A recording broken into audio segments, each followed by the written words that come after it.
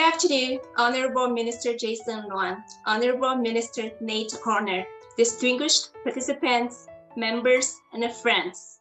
I'm Xiping Wan, President of Chinese Professionals and Entrepreneurs Association of Calgary, or CPEC. On behalf of CPEC and its Entrepreneurs Club, I would like to extend my warm welcome to all of you in this 2022 International Agricultural Forum. Our deep appreciation goes to our Forum Honorary Chair, Honorable Minister of Community and Social Service of Alberta, Mr. Jason Luan, for his continued support. We are thankful to Mr. David Yi, our Forum Program Chair, for his expertise and personal dedication. I truly thank all the industry experts who come to share their knowledge for the benefit of all of us. First, please allow me to introduce the forum organizer, CPEC and CPEC Entrepreneurs Club. CPEC is a non-profit organization established 24 years ago. It's the largest association of Chinese professionals, entrepreneurs, business people, and community leaders in and around Calgary area. One of the key missions of CPEC is to foster professional information exchange and development among members and in the communities. As its name would suggest, CPEC Entrepreneur Club, or EC, is a club under CPEC. Its primary objective is to bring the Canadian and Asian business community together through events in Alberta and by partnering with industry-leading companies and associations to provide information and support club members in doing business between Canada and Asia. Both CPEC and EC are run by volunteers. I wanted to take this opportunity to say thank you again to all of our volunteers and supporters. Without you, we won't be able to make this event happen today. Thank you. As we all know, agribusiness plays a critical role in both feeding people and driving Canada's economy as well. The main purpose of this forum is to discuss factors reshaping the agriculture sector, challenges and opportunities lying ahead for the industry, and discover what the future holds for agribusiness. Our goal is to create a networking platform for professionals, companies, and investors to build connections and explore agribusiness opportunities, and to promote Western Canada's rich agricultural sector and connect international companies with right business partners in the region. I'm very confident that today's discussions will bring us new insights and expand our horizons. I wish you all the best in your deliberations and learnings over the next few hours. I hope this will help you gain new perspectives, establish new networks, and identify new business opportunities. Next, I would like to introduce the Honorable Minister of Community and Social Services of Alberta, Mr. Jason Luan. He's also the MLA of Calgary Foothills. We are very delighted that Jason accepted our invitations and is with us today. Now let's welcome Minister Jason Luan to say a few words to mark this occasion. Jason, please take the floor. Thank you, Xiping, and good afternoon, everybody. Board Director of CPEC, organizing committee for this International Agriculture Forum. Honorable, my colleague, Honorable Nate Horner, is also going to join us shortly after me, bring greetings. Let me tell you, beyond my official duty with the government of Alberta, many of you know that I've been a longtime member of this organization called Calgary Chinese Professionals and Entrepreneurs Association, particularly with regarding to the annual economic forum. I believe this is probably the 7th forum, if I recall correctly. It ranges all the way from started for oil and gas subject, and I think later on moved into IT and artificial intelligence. But this year, to agriculture. It's a great indication of CPAC as a nonprofit, as a group of professionals, entrepreneurs that really stay in tune with the needs of our community and our province and function as a bridge to connect experts and interested entrepreneurs and professionals in all those particular fields to advance our knowledge and to build Alberta more prosperous. So on behalf of Government Alberta, on behalf of Premier Jason Kenney and all my government colleagues, I want to thank you so much for the work you put in. I know you did all such wonderful, important work, all of your volunteer time with zero compensation from anywhere. So my heart goes off to all of you, the volunteers, the speakers, the organizers, and all the participants that took opportunity today to learn more about this. As many of you that Alberta is getting through the difficult economic times, our government put a priority that for the remaining time, economic recovery is our job number one. So with that, we have made a number of announcements over the last little while, and we've changed many policies and legislations, painting a friendly environment for business, for investors to come back to Alberta. Let me tell you this, since the beginning of I would say this, the last 3 months, coming from the end of 2021 into the new year of 2022, every indicators have seen that Alberta is on the rise. Whether it's the return of investment, whether it's a diversified investment coming to Alberta, whether it's from oil and gas, from forestry, tourism, to agriculture that we're talking today, and of course, IT and so on and forth. Every sector is on a burning hot momentum right now.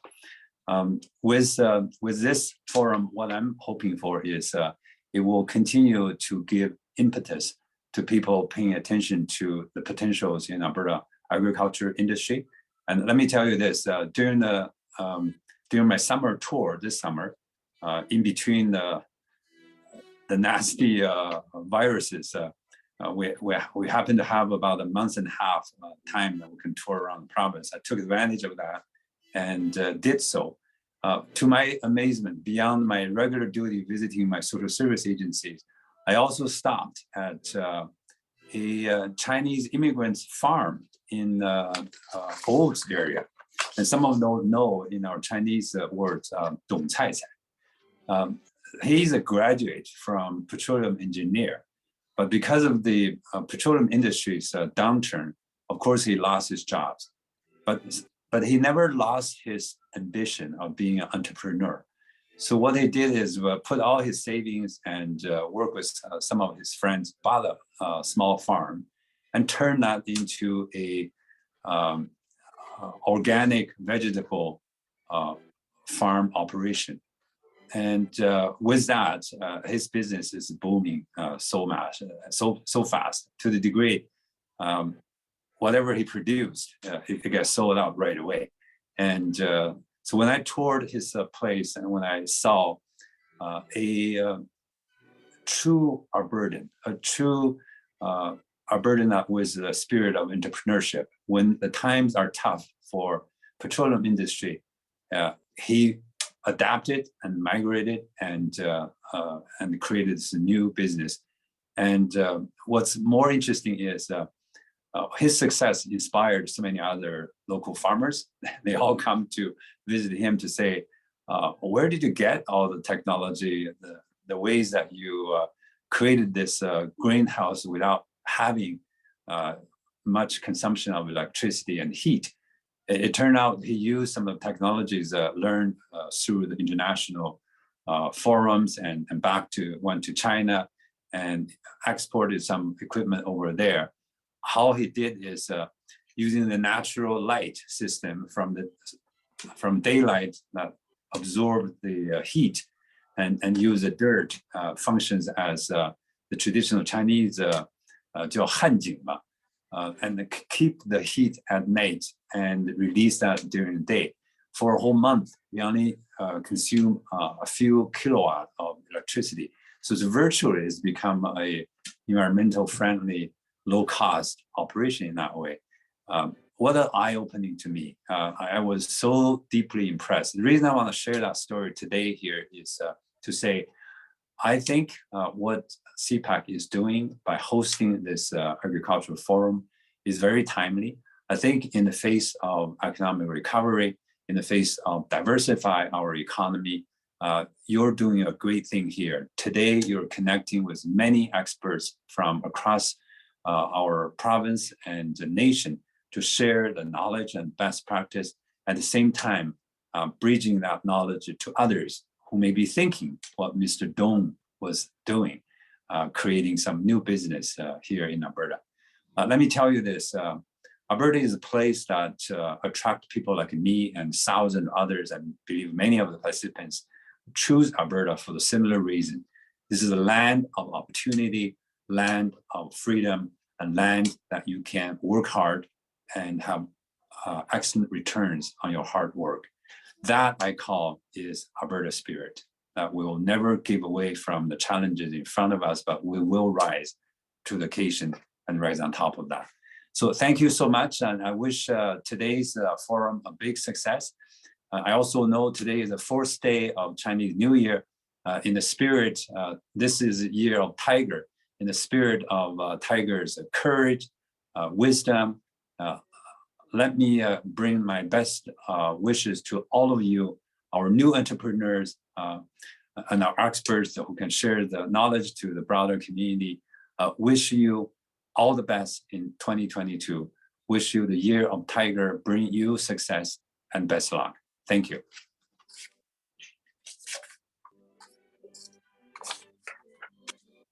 Shiping, I think next I'm also going to introduce my colleague, Honorable Minister of Alberta Agriculture, Nate Horner, to bring his greetings to you all. So please take away.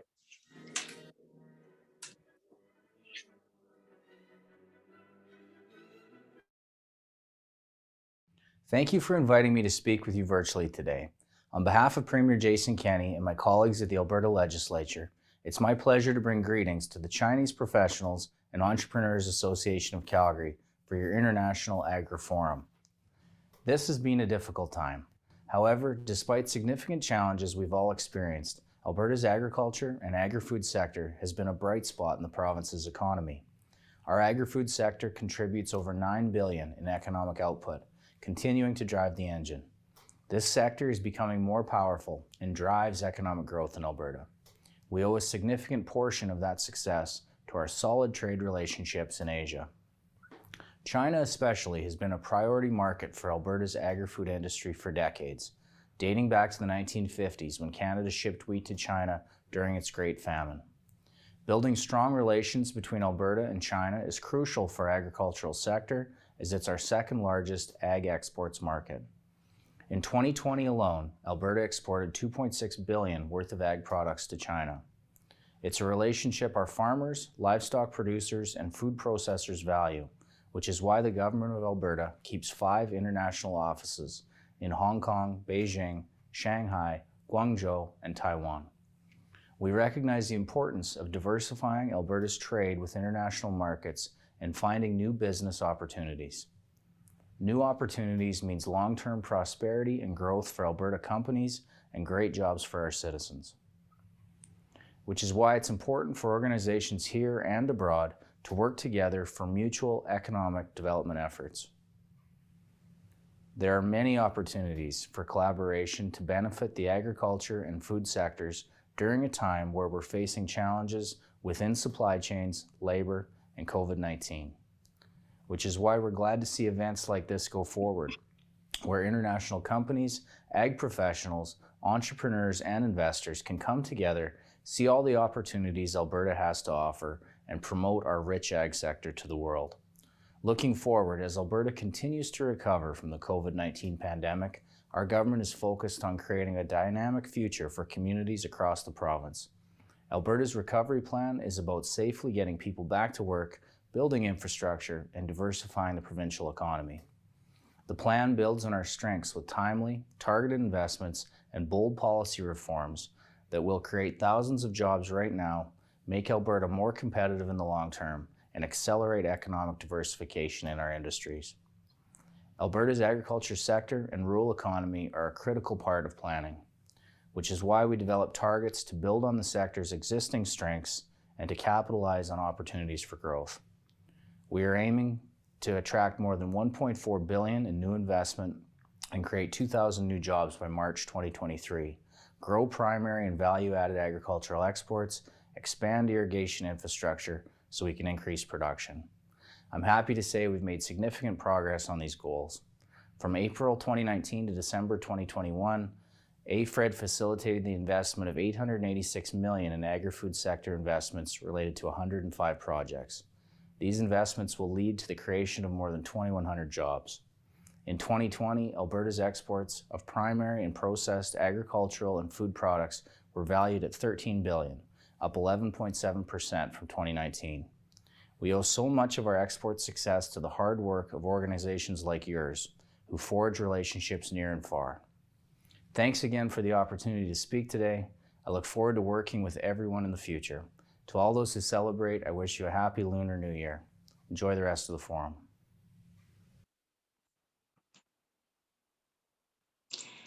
Thank you, Jason and Nate, for your time and support and the information and stories shared with us. Very inspiring. Thanks again. Okay, before I introduce our forum program chair, I would like to mention some housekeeping items. During the event, if you have any questions, please use the Q&A feature rather than chat, so we can keep inquiries organized.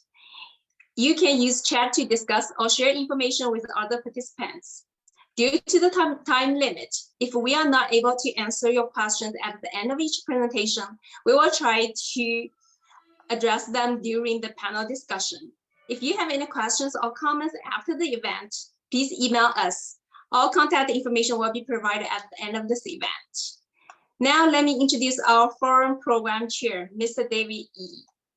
David was adopted at the age of 4 from an orphanage in Hong Kong. He was raised in the town of Wadena, Saskatchewan, and led a typical prairie town life. His best friends were from the farming community.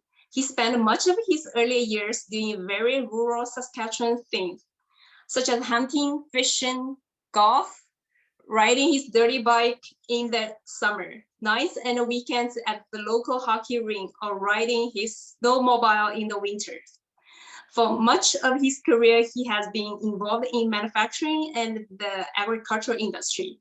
Now he spends much of his time supporting the younger generation and their path into technology innovation with the extra focus on agriculture. David and his wife, Christine, have 3 children in their university years and devote their time exclusively on finding out how to get the 3 kids off the family payroll. David, now the stage is yours. Thank you very much, Xiping. Thank you very much to all of the guests who are coming and joining us today from wherever you're coming from. We have an excellent event, and we have some excellent speakers to bring some really good content to every one of you. Once again, just to cover what Xiping was saying, please do send all of your questions to the Q&A section and not to the chat. I believe that we are recording, and there will be an opportunity for this recording to be shared with everybody. So without further ado, I would like to be able to start with our opening icebreaker. So Corin, I'm wondering if you can throw up an icebreaker poll for all of our guests on this event, please.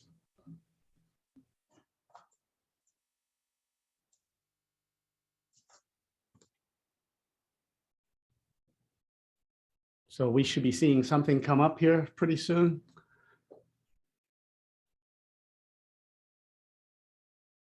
As we're waiting for Corin to come through, what I'm going to do is I'm going to continue on with the programming, and What I want to be able to do is just sort of introduce our very first speaker. So our very first speaker is actually Tom Goddard, and Tom comes from a very storied agricultural career. His family has very, very deep roots in farming. It started out with his grandfather, who had one of the very first Dominion farms. And these farms were crucial to Canada in developing an organized grassroots applied research system to agriculture, and very pivotal in growing our agricultural economy. His father then continued and he owned a machinery dealership, but he also participated in a unique way in the UN agricultural projects that took his family abroad with him for work. Tom's career covers work as a soil scientist and a conservationist, but he is also involved in very early agronomic technologies in promoting no-till during the 70s and 80s, and then the advent of and the support of the rise of precision agriculture and GPS in the 90s. An interesting fact about Tom is that both he and his brother are the only two Canadians to ever graduate from an international high school in Kabul, Afghanistan. So this hints to his father taking them abroad when he was doing his work. The school that he went to was eventually bombed and then became the headquarters for an Afghani warlord before returning back to a school again. You can find Tom now devoting his time to supporting international agriculture projects and supporting the integration of international ag policies with the environment, biodiversity, climate change, and sustainable development goals. Everyone here at the first inaugural IAF, please join me in welcoming Tom Goddard, who will kick out our forum and introduce us to Agricultural 101. Tom, the podium is yours. Okay, thanks very much, David. I will now share my screen, is what I think it wants to do. Does that work?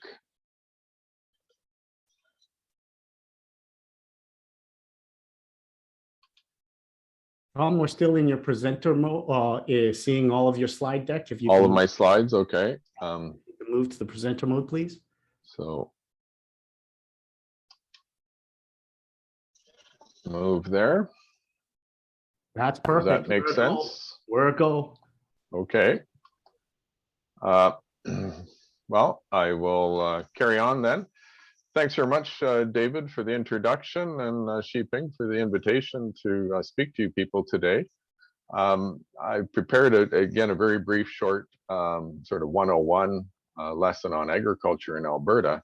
And I'd like to acknowledge my co-presenter here, Glynis Fry, who is the executive manager with the Primary Agriculture Division in the Department of Agriculture, who helped me prepare some of these slides.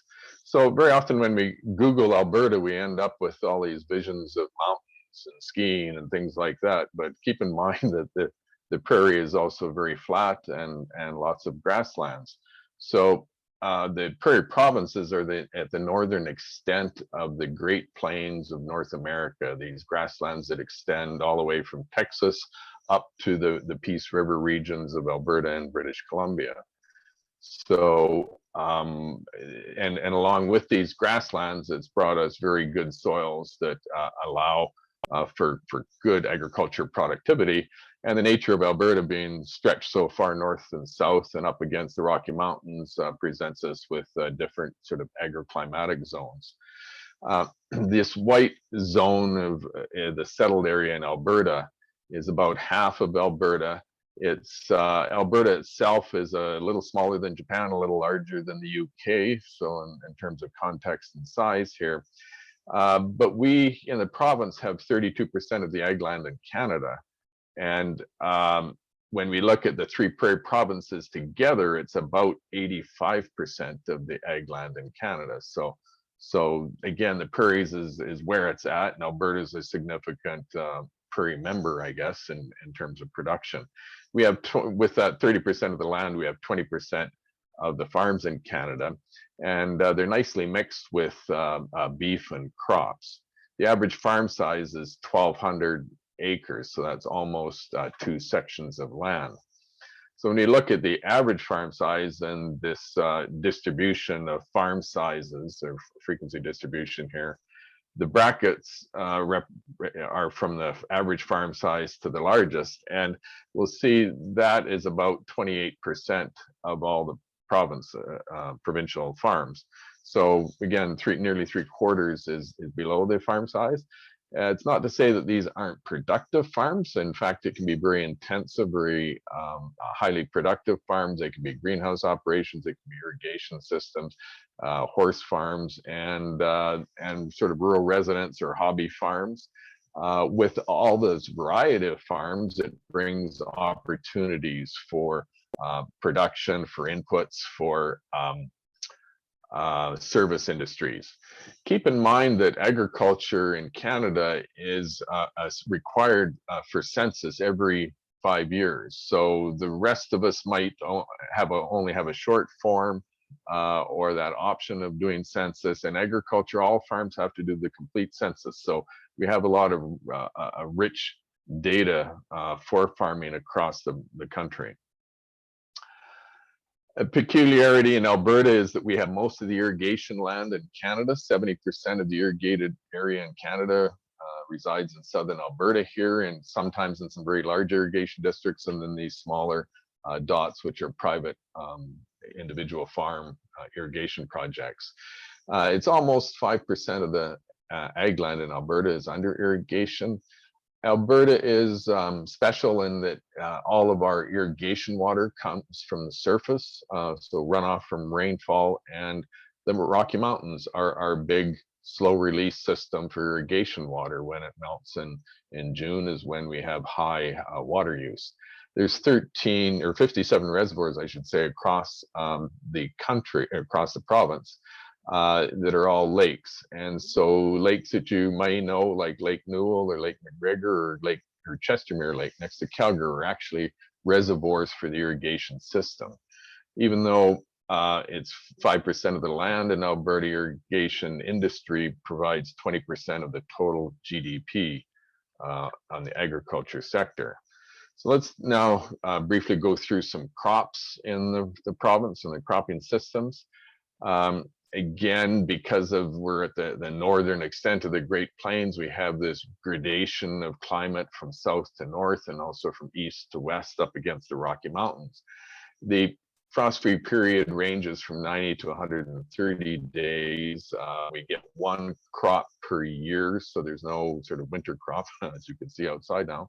Precipitation during the growing season ranges from 240 to 340 millimeters, depending where you are in the province.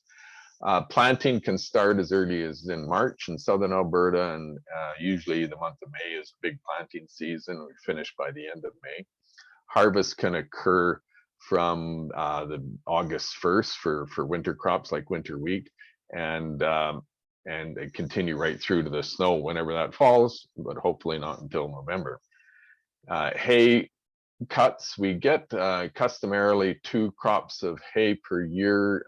In the irrigation areas especially, we'll get into 3 crops or cuts per year. So that's the picture of the province. So you can see, even though we have the same frost-free days in southern Alberta as in, say, the Edmonton region, because it's cooler in the Edmonton region, we can't grow the corn that they can grow in southern Alberta. We have a great wide variety of crops or diversity of crops in this because of the diversity of our agroclimates across the province and the types of livestock we have, the irrigation system, as I mentioned earlier. We have a lot of these coarse grains, wheat, barley, oats, oil seeds like canola or Cinderella crop, pulse crops like peas, beans, lentils, potatoes, both seed potatoes in the dryland areas and processing potatoes in irrigation areas. We have some specialty crops, some odd crops like coriander and canary seed and things like that that are grown in very small acreages, but again, entrepreneurs with specialty interests. Irrigation, there are a lot of the same crops, a lot of forages. We export forages outside of the province and outside of the country, as well as some of these other crops grown in the irrigated areas. We get into specialty dry beans, for example. We also produce specialty seeds, the alfalfa seed production. A lot of it is in southern Alberta, as well as hybrid canola. Those two are kind of unique in that they need a a little bee to help pollinate them or increase the seed production because of increased pollination. So a nice complement there. Potatoes, we have a lot of potato production in the irrigated areas, primarily servicing some large potato processing plants there for potato chips, fried potatoes. We also have one plant that does potato flour, most of that for export. Sugar beets, we have the only sugar beet processing plant in Canada, so most of the sugar beets in the country are grown here. And then also vegetables for things like frozen or canned vegetables.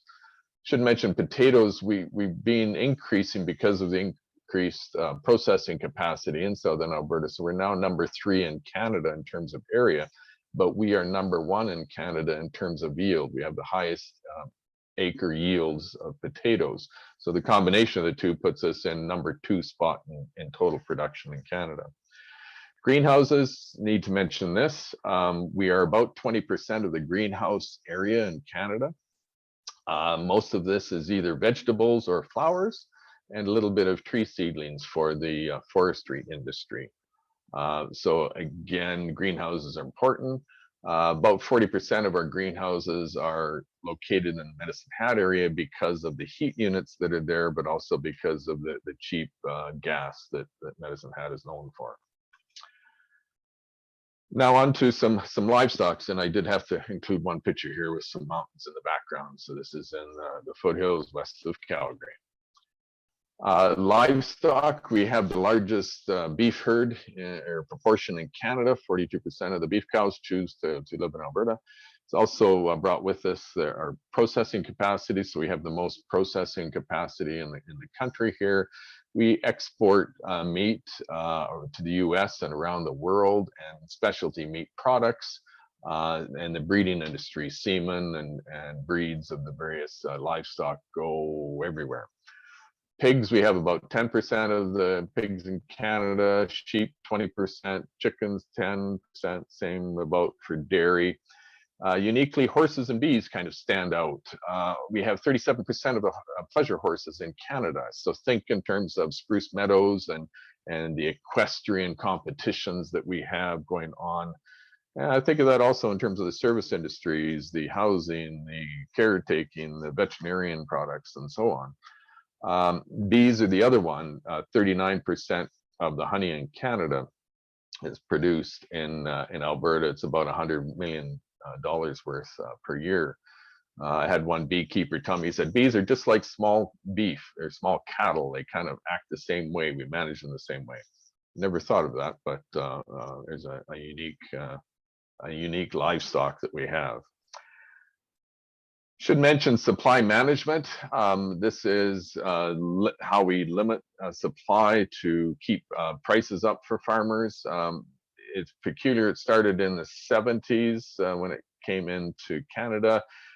Dairy, chicken, the eggs, and turkey industries are all under supply management. So they have a quota. Each farm gets a quota that allows them to produce to a certain level. So as well as the livestock being valuable on those farms and the land that they're on and the buildings that house the livestock, the quota itself can be traded and is high value. So these farms have sort of large barriers of entry, I guess. You need a lot of capital invested to enter into these areas. The production levels are set by the province, and there is a formula that's reviewed periodically to cover all their production costs. So these industries are always striving for efficiency, so the more efficient they can be, the greater the margins for them. The public basically pays for the support at the store by the price we pay for dairy products and poultry products and so forth.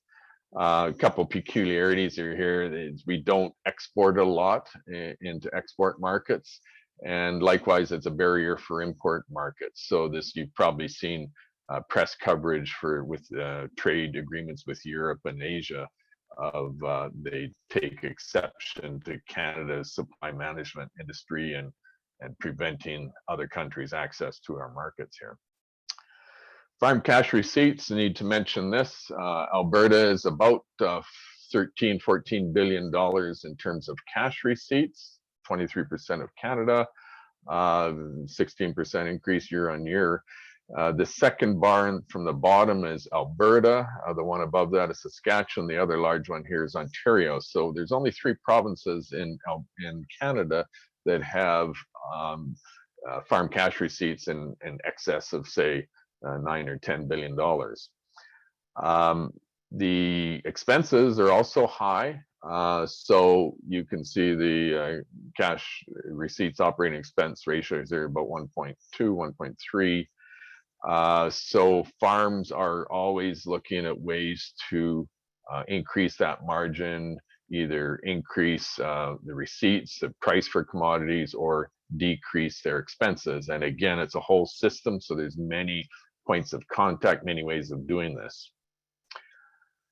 One area that I always remiss at not mentioning is the food and beverage manufacturing industry in the province. And this is about $15 billion worth of sales. About a quarter of the provincial manufactured goods are in this food and beverage manufacturing.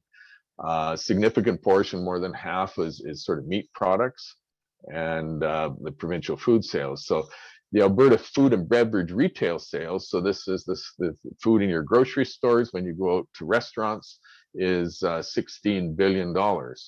And a point of reference here, the Alberta household food expenditure is $11,000 per household. So this is both the groceries you buy from the grocery store as well as the pizzas you order out or when you go out for dinner.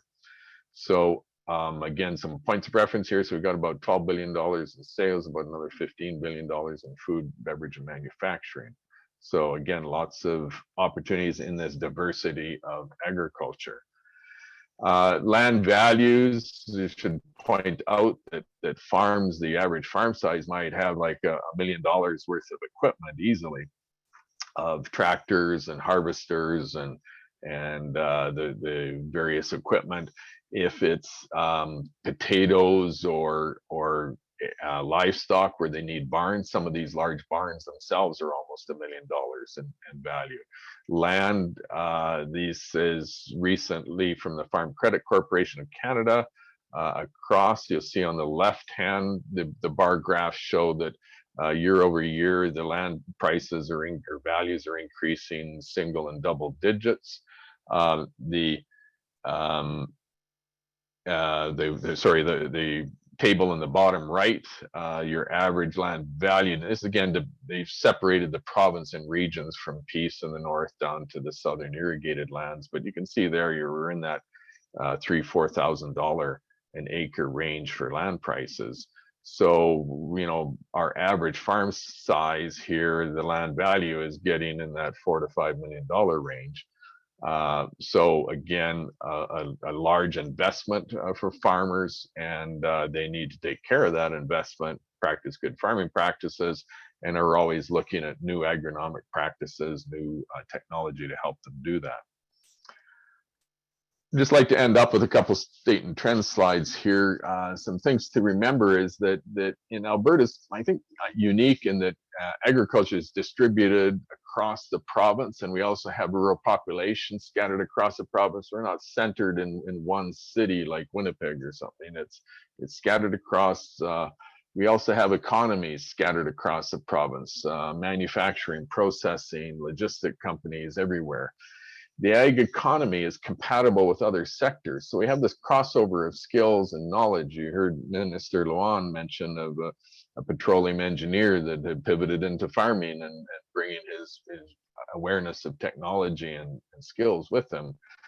So we see that type of thing with the manufacturing, with oil and gas, with all these sectors. So we have a very high skill level, I guess, in the agriculture sector here because of this compatibility. Edmonton and Calgary are both foreign trade zones, which provide and very unique in Canada. So there's tariff opportunities there.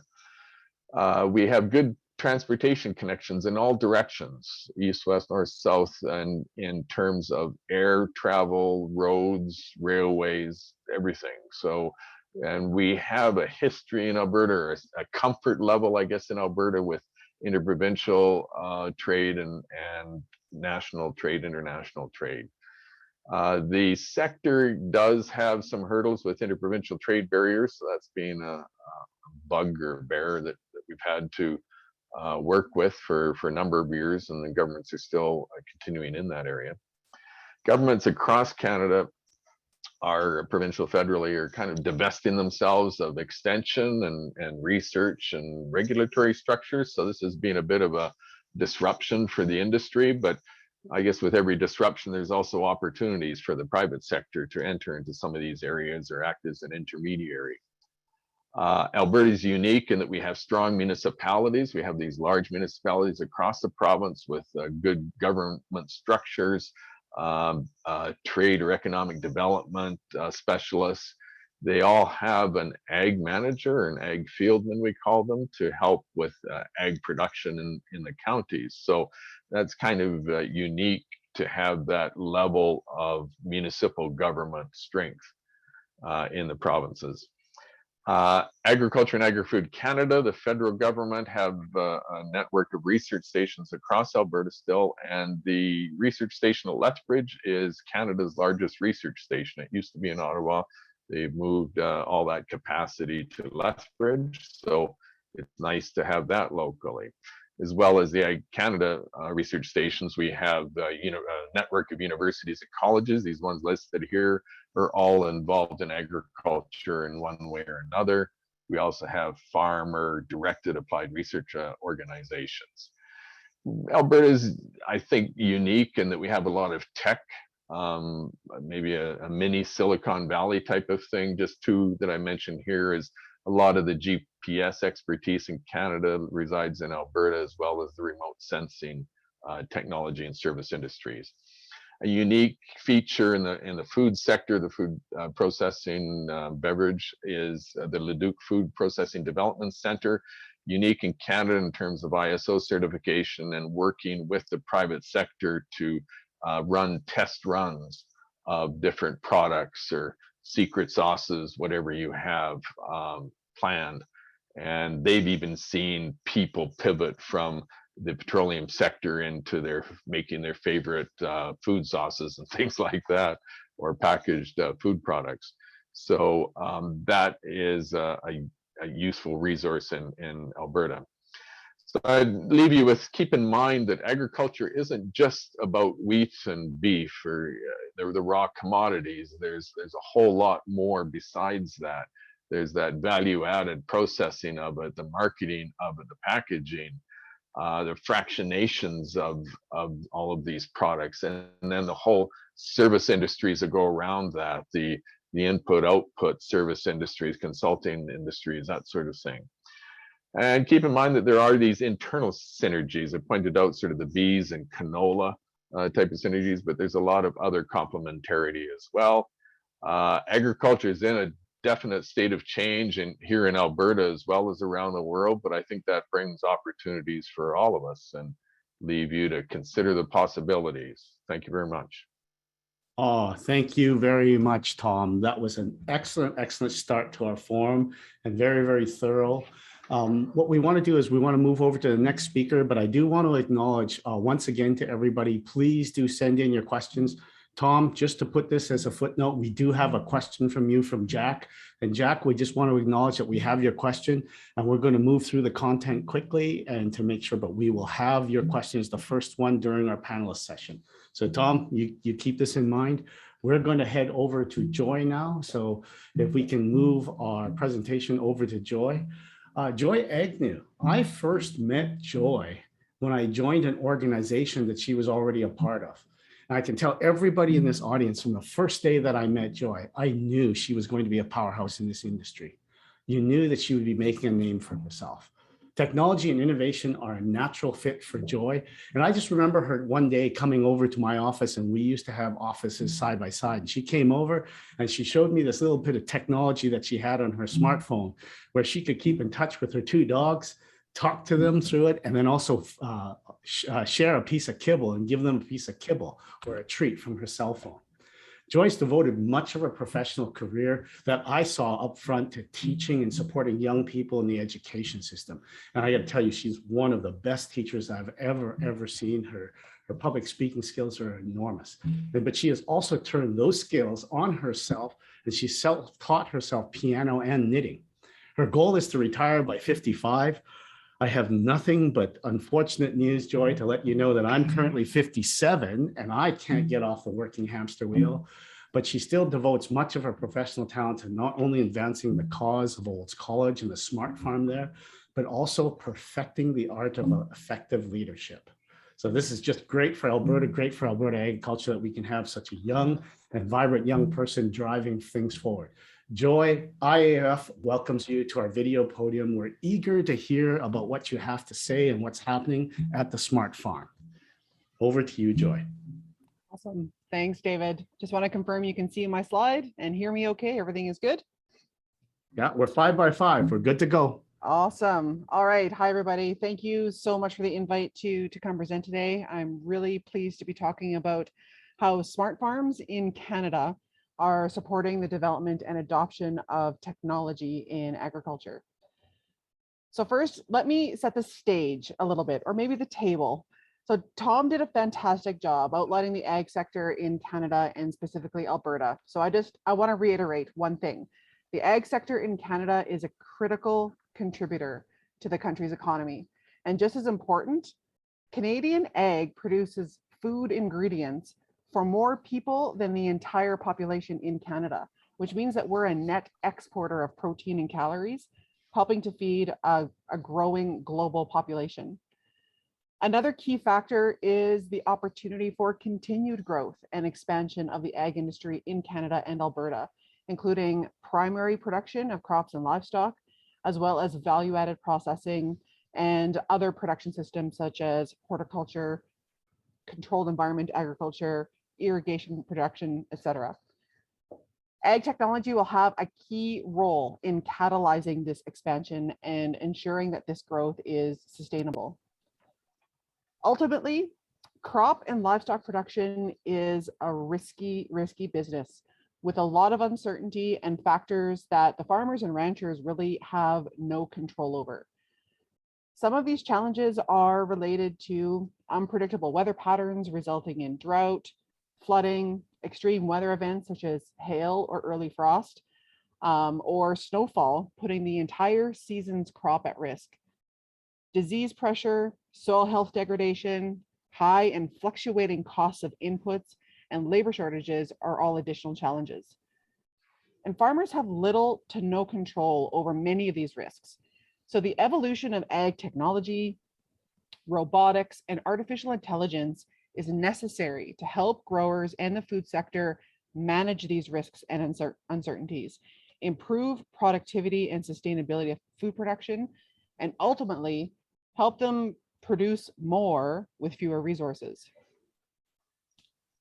The value of adopting technology to manage risk is evident in the high proportion of farmers already utilizing technology.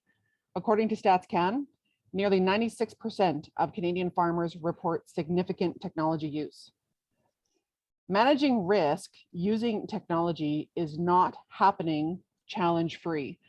Applying technology in a way that truly helps farmers is challenging. In the rush to market technologies, some overpromise and underdeliver, or the developers don't take the time to really understand growers' unique needs. Farming is a business with really tight or razor thin margins. So for most farmers, any innovation or new technology or new practice needs to be tried and true before adoption is even considered.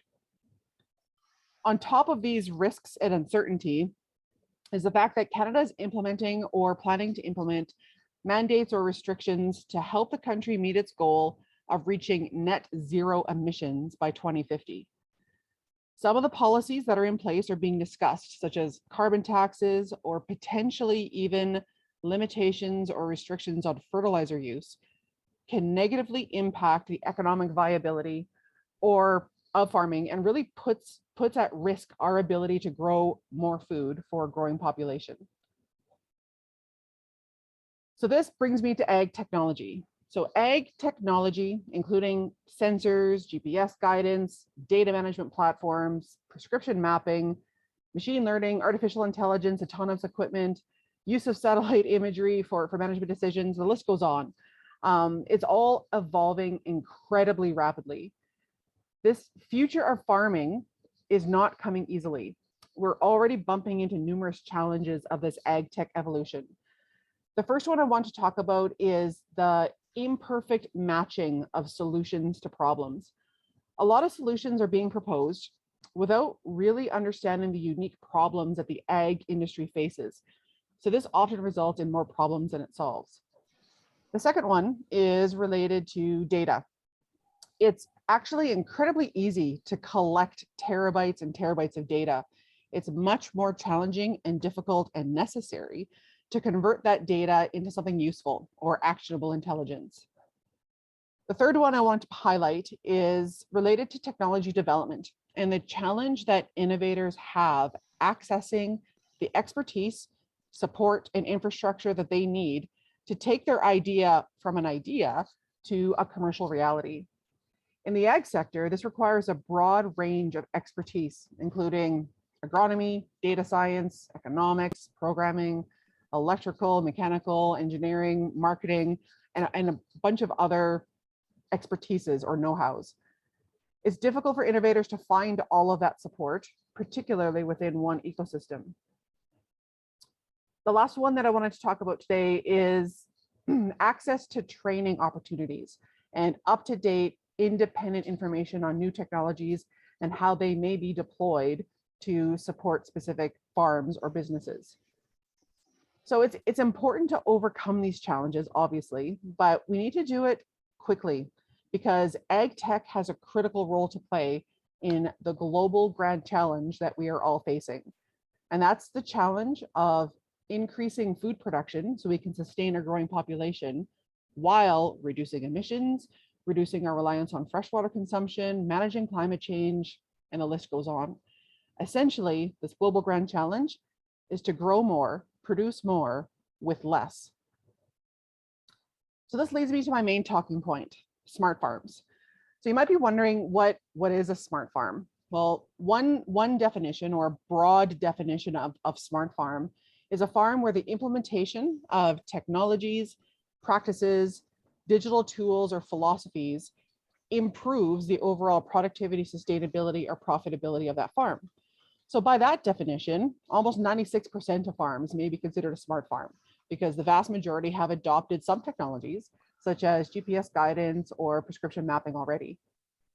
The smart farm at Olds College is a little bit different as it's a close to commercially operating farm, but because it's housed at a college, we have the flexibility to make decisions to support the adoption, validation, and demonstration and scaling of new technologies on our farm.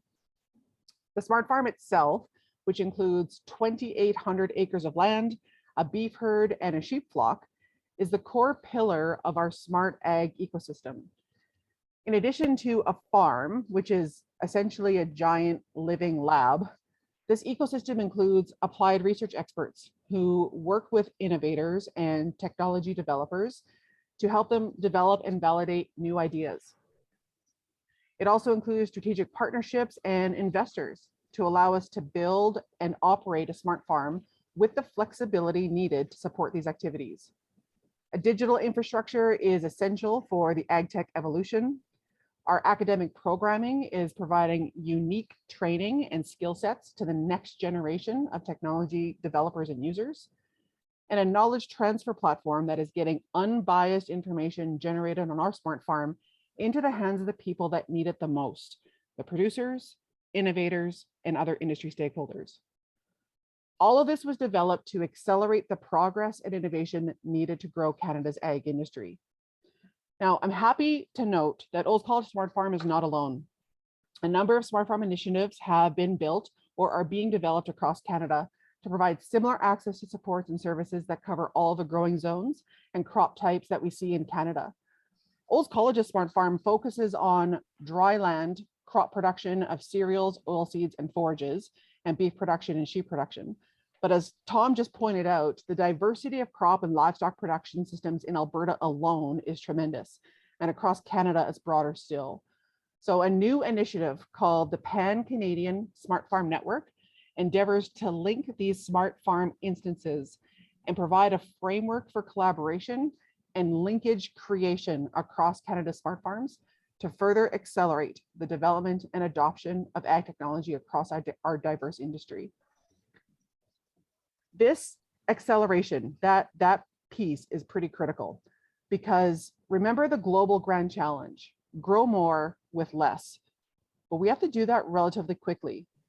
9 billion people by 2050, net zero by 2050. 2050 might seem like a long time from now, but from an agricultural perspective, that's barely 25 cycles from now. So in Canada's ag sector, we only get one cycle or one growing season per year, one chance per year to adapt, modify, evaluate, or iterate our production practices. And these changes or iterations need to be done carefully so as to not put the entire cycle at risk. So changes each year are incremental and they're careful, and they need to be impactful and have a high probability of success. Farmers and ranchers are more than willing to adapt and change to drive productivity and sustainability. This willingness and understanding of short-term risks for long-term gain was demonstrated over the last 40 years in the evolution of zero or minimum tillage practices. So converting from conventional tillage to minimum tillage was risky at the time. It involved or required significant investment in new equipment. There was lack of agronomic advice. There was an uncertainty about the long-term sustainable benefits or sustainability of the practice. But over the course of 30 years, the adoption rate in Western Canada steadily increased to an estimated 70 to 80% today. This evolution to minimum tillage is an incredible success story for Canadian ag and the resiliency of farmers and the importance of environmental sustainability in ag. But we can't wait 30 years to generate the next big success story if we expect to meet targets for increased food production and net emissions by 2050. Our current industrial model has been in practice for over 100 years in Canada. Growing more with less may require a significant disruption to this entire ag business, which is going to need to be incentivized and supported. So this brings me to the role of smart farms and technology in supporting this disruptive change. Smart farming is essentially analogous to precision farming, which is focused on finding efficiencies by managing the land more precisely using data and technology, managing both land and livestock. This can result in reduced fuel usage, increased yields, reduced inputs, essentially more with less. This is really the nature of smart farming. Smart farms like the one at Olds College are built to support this technology development by providing a platform for ground truthing and demonstrating these tools. They can help generate data and information to inform policy development, and they can help develop and validate technologies and tools to quantify emissions or carbon sequestration to help us better understand the true carbon footprint of ag. And finally, support industry as they roll out new programs for farmers to incentivize technology adoption. So I'll wrap up with some key messages. So hopefully I've done enough, I guess, to convince you that smart farms and tech development have a really critical role to play in this global grand challenge of feeding a growing population with less. Labor shortages, supply chain challenges, and climate change policy are all driving the opportunities for technology, data, and artificial intelligence in the ag sector. Ag is an incredibly risky business, but technologies and data can help crop and livestock producers manage that risk and help them be more efficient, more profitable, and more sustainable. And growing more with less is really going to be a paradigm shift for the ag sector. And smart farms have a critical role to play in that paradigm shift. Thank you. Well, thank you very much, Joy. This is excellent to see and hear that we are seeing technology and opportunities come to solve a lot of the issues that we're dealing with in agriculture and some of the oncoming issues that we're seeing that are coming. I want to move over to our next speaker. This is Dr. Kenny Korskan from Lethbridge College. Lethbridge itself has a strong expertise in greenhouse and vertical farming. It has a great reputation in this area, and it's in no small part to them having Dr. Kenny Korskan on their staff. Kenny grew up in a small rural town in Northern Ireland, and he spent many of his summers as a youth helping out on his uncle's mixed farm. He decided to choose engineering as his profession, but his focus on energy use always drew him back to farming. And at Dalhousie University is where he began focusing on the greenhouse industry. Kenny currently stays active swimming and walking, but he has a really unusual passion or hobby. And I don't know how to describe it other than I think it's an addiction, but he loves to renovate houses more than anything else. And Kenny is currently lining up his 22nd renovation. So this man who'd been doing this much renovation obviously must have his own personal parking spot at the local Home Depot in Lethbridge. This year, Kenny's goals will be to finish his 22nd home renovation. That still stuns me. And he's looking to walk 2,600 kilometers for the year. Professionally, Kenny is still continuing his focus on academic leadership at the college and innovation. Let's give him a warm webinar welcome for Kenny Korskan to our video podium and hear what he has to share about greenhouses and vertical farming. And Corin, I just noticed that we have Tom on the main stage. I'm just wondering if you could flip it over to Kenny, please.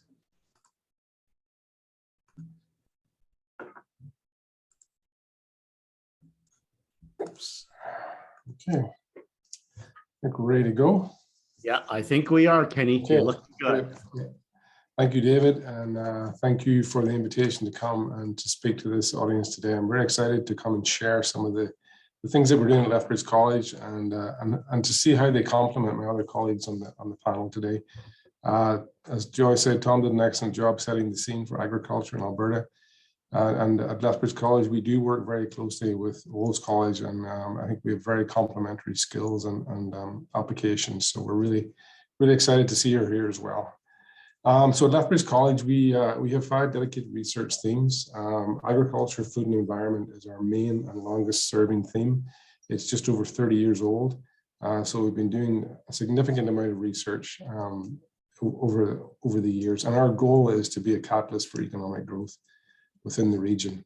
So speaking to Alberta 2030 and the need to revive our economy after this pandemic, and we're very excited to be part of that. Just to give you a little bit of background about Lethbridge College, we are a community college. We have a team of dedicated researchers in our thematic areas. We currently are ranking 26th, but this year 29th in Canada's top 50 research colleges. And we do around just under $7 million worth of external research funding on an annual basis. And most of that is agriculture focused. As a college, and I'm sure all are the same, we are very applied focused in our research nature and our contribution. So all of our projects have industry partners, and we have very applied and practical solutions with our goal of supporting our industry and providing practical solutions to help improve efficiency in the bottom line. In our ag, food and environment theme, we are in a dry area of the province right down in the south. We have many irrigated lands here. So as Tom mentioned earlier, a lot of the irrigated land is really used for that crop production, and a significant portion of it is in the south. We have a good complement of food processors in the south. And again, our yields are extremely high because of the sun or the sunshine hours we get, but also because having that access to water as well. So we do have a team, and we're looking at a field to fork and value added product support. So we do have a dedicated research and demonstration farm of just under 400 acres that is dedicated to irrigation research of different types. Yield and preserving crops that have come off the field is also important. So we do have a post-harvest storage research team looking at how we get the maximum benefit from yields in all sorts of crops, whether it's grains, potatoes, or sugar beets. As Tom indicated, we have one company, Atlantic, is the only refiner of sugar beet produce in the country, and it's a large plant that we have in southern Alberta. So our goals are, as I say, to promote and to serve the industry. And then we have covered crops and vertical farming. And I'll talk a little bit more about that as we work our way through. Just to give you a little bit of indication of the scale of the greenhouse sector here, and Tom has presented some numbers. I've noticed, Tom, we get a slight difference, and I guess it depends where we get our numbers from. From Statistics Canada, we see that Alberta is fairly small in the greenhouse sector. We're fourth in the country. Ontario, BC, and Quebec being our major rivals. But in total in Canada, we have just under 4,000 acres. And to put that into perspective, Holland has around 23,000 acres of crop under whether poly or glass. So there's a significant opportunity here for growth in the greenhouse sector. In Alberta, they are fairly well dispersed. This is information taken from a profile in the greenhouse industry in Alberta. Around 200 greenhouses at the moment, well distributed. Medicine Hat is one of our bigger players, along with Edmonton and Red Deer, and we're seeing again significant growth in this right across the province. Greenhouses create a great opportunity for crops. I mean, if you just look outside, you know, we're subject to weather conditions. Greenhouses and vertical farming give us a significant opportunity to ensure that we can control climates, control pests, control what is put onto the crops, and of course have that just-in-time harvesting and reducing time to market, so you get a much higher quality product if your market is in close proximity to the production facility. Just to give you an idea of scale and investment, so greenhouse vegetable sales in 2019 were $1.6 billion, which equates to around about $350,000 per acre. An investment in glass greenhouse to get a high-tech world-class facility, we're looking around $1 million per acre, and that's a fully functioning greenhouse. So it's a significant investment, but again, a significant reward on that.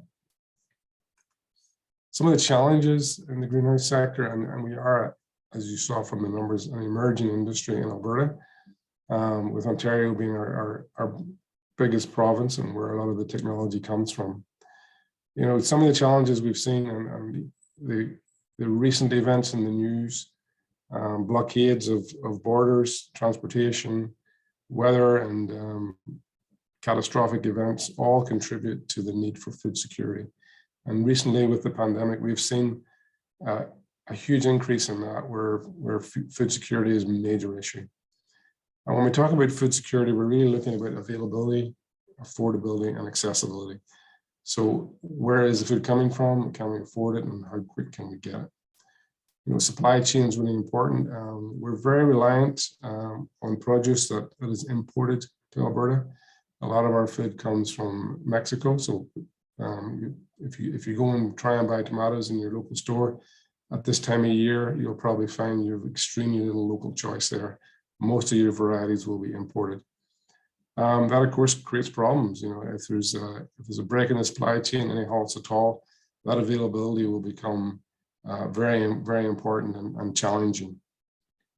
Getting into quality, you know, having a just-in-time produce harvesting and shipping to market, as that time is reduced, you have a much higher quality product, much more nutritious product that isn't being transported for days on end, picked before it's ripe, and just so it can spend time in the truck. So it's picked for transportation as opposed to picked for consumption, and that's really important.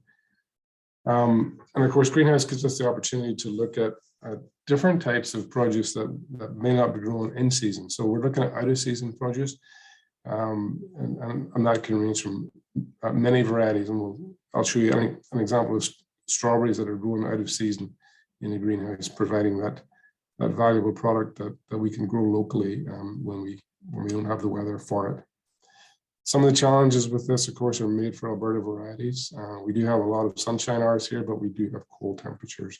So ensuring that we get varieties that are suitable for our climate and for the region and for what we have as an advantage in Alberta are really, really important. Some of the key areas, we do have a lot of sunshine. We're one of the sunniest regions in Canada. Energy is very cost effective, and Tom indicated the cost of energy in Medicine Hat, making it extremely attractive for investment opportunities. Lots of available land, lots of water, and of course, people are key in supporting an industry. And when we talk about opportunity and support, there is talk of potential increase in Alberta to growing our industry or this industry to around 1,000 acres under glass. We're sitting currently at 200. We've seen significant growth throughout this year, and I'll show you a couple of examples of that. But some of the things that we need for this industry to grow at a rapid pace, really are just some of the ones that I want to touch on today. But some of the benefits of this, we really would see a value-added food processing sector as opposed to exporting raw materials. We need seed production and we need Canadian varieties, but that really will support our food security and reducing our reliance on imports and expanding and increasing the potential export that the sector has already. When we look at what the industry needs, we do need to share best practices. So many other countries and provinces have greenhouse networks that share a lot of technology, produce, information about best practices and optimal growing conditions. And that's something that's really important and needs to be developed to support such a rapid growth. Joy mentioned technology and innovation, and we are seeing a massive increase in technology with the growth in innovative applications. So lighting, heating, renewable energy, we're seeing all of those play a big part in advances in the industry sector. And we can see a smart greenhouse network as well. So vertical farming can certainly take advantage of these recent developments and recent leaps that we're seeing in technology. And then highly qualified personnel, having the right staff and trained people to support industry growth. So we've seen many sectors, and greenhouses is one of those where we have to go externally and internationally to find a good, well-qualified employment base to allow us to grow this industry. So as a post-secondary institution, our role is to support growth by providing training in areas that are needed for the province.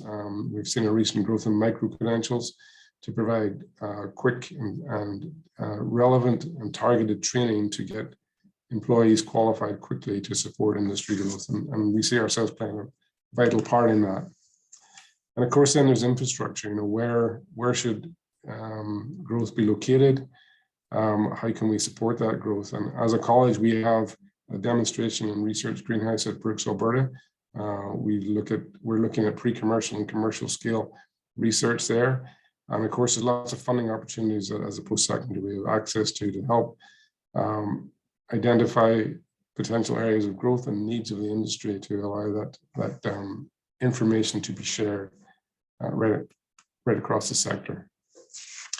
And then, of course, engagement across the sector and knowledge sharing. COVID has played a major part in hindering that. And you'll see lots of field days and exhibitions face-to-face, and that has become more and more difficult. And we're hoping as we get, hopefully, out of the end of the pandemic, we can start again having those knowledge transfer activities that will again support industry growth in this vital area. One of the things that we are doing and working very closely with Olds College and Lakeland College as our major other agriculture areas is to create a recovery network of PSIs that can support ag and food research collaborations. Recently, last summer, we shared with other post-secondaries in Alberta to join together with a focus of supporting industry growth in many areas right across the whole industry, and we're very excited to be part of that. In terms of our expertise, we do have indoor crop production expertise, so we do have dedicated researchers and research teams. So unlike universities, we don't hire faculty to teach and conduct research. We actually hire dedicated researchers who allow us to respond very quickly to the needs of industry, build research teams. We have a many number of international postdocs that have joined us to support growth in those teams. And on our facility here, we do have a Center for Sustainable Food Production. So in the lower part of that picture, you'll see our new 10,000 square foot research greenhouse. We also have a 15,000 square foot aquaculture center of excellence. So in addition to hydroponics, so for vertical farming, we're actually looking at aquaponics and the role that that can play. And that's a really unique system where we have a full integrated system. In Brooks, Alberta, I said we have a 60,000 square foot facility. It has research and production bays. So in the top right of the image here, there's probably somewhere in the region of 35,000 feet of production facility under poly and glass. And then in the lower part here, we have somewhere around 10,000 square foot of dedicated individually climate control bays that allow us to build our research and take it from small research scale to pre-commercial scale, then to commercial scale. We do have an anchor tenant in here at the moment. I'll share a little bit of information about that. And we have other smaller companies that we're doing preliminary scale research for them in support of industry. Much of our funding is public funding, so of course all of this information will be available once we release our research findings. So we do have a fairly large project at that facility with Centera Farms. I'm not sure if in Calgary you're aware of Centera Markets. We're looking at growing Japanese varieties of strawberries from seed with them as a research project, looking at all the optimum growing conditions and yields that are necessary for that, and also trialing Canadian tomato varieties as well, with a view of serving the local market. So everything we do at Brooks, we're also doing at their larger commercial facility, and that's in Acme, Alberta, and then all that produce goes to their Centera Markets, usually within 24 hours of harvesting, which is really, really exciting. This is the recent expansion that we've seen in Acme. So again, Centera Farms.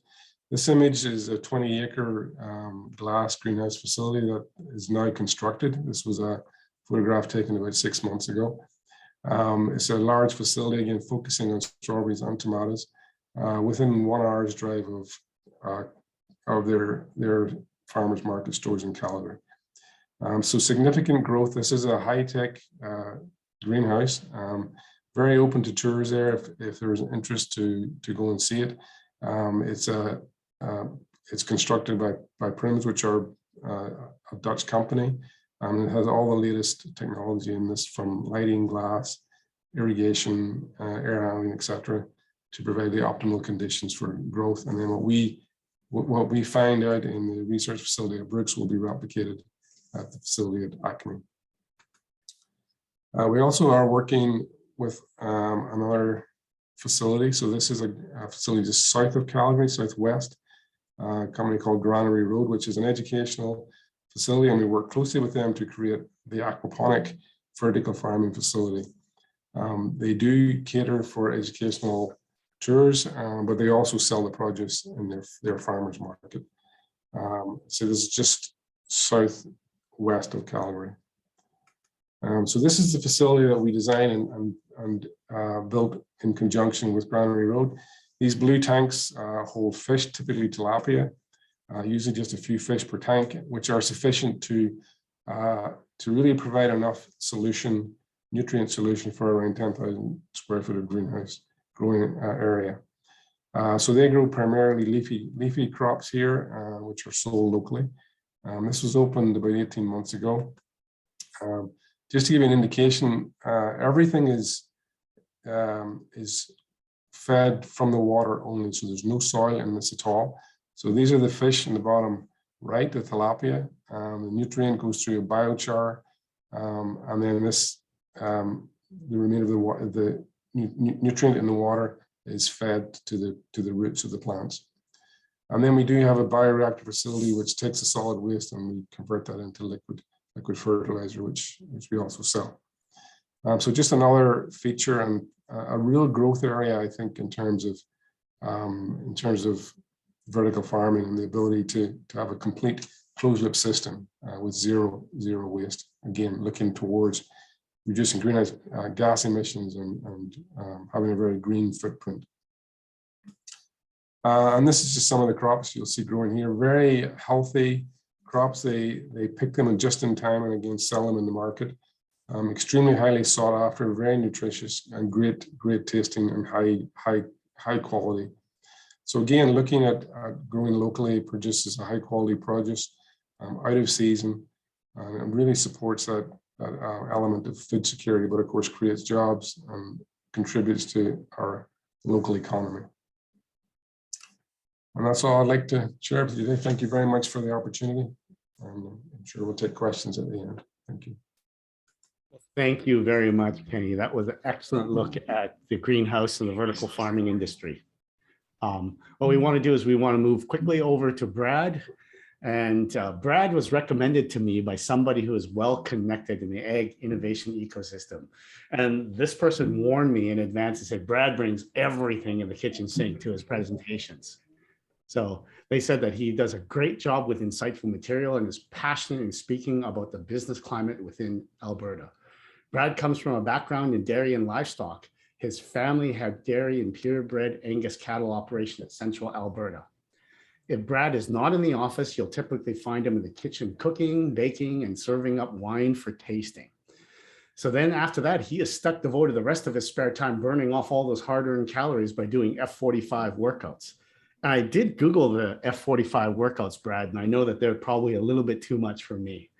For the past decade, Brad has been focused on championing innovation and innovators that stems from his passion for agriculture.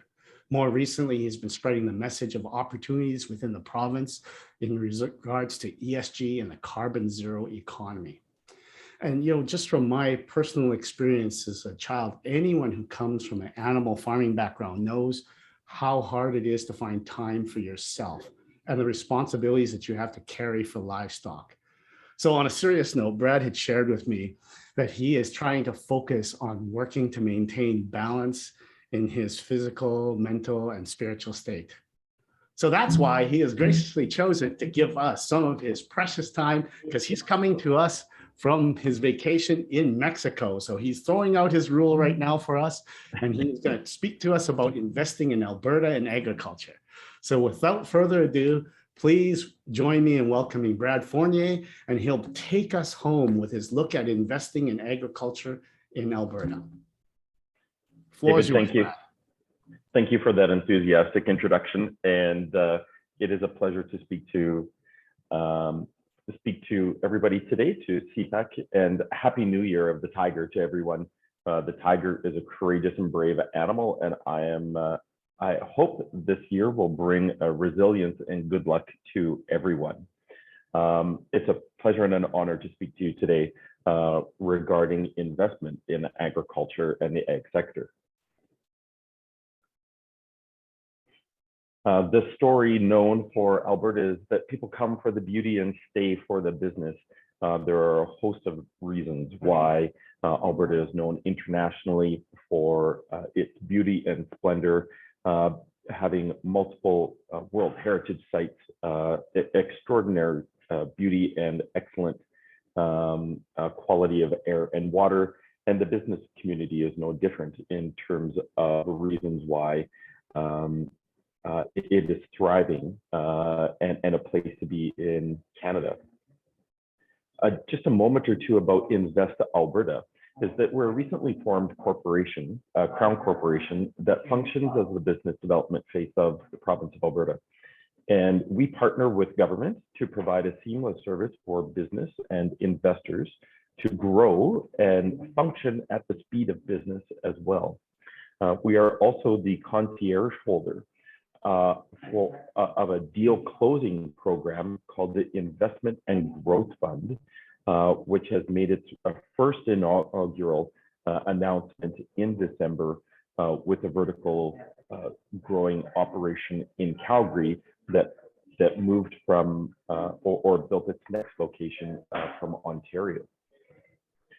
We also represent 12 different international offices that currently exist as part of our infrastructure, and that will be rapidly expanding in the mere months ahead as we look to possibly double our staffing complement as well.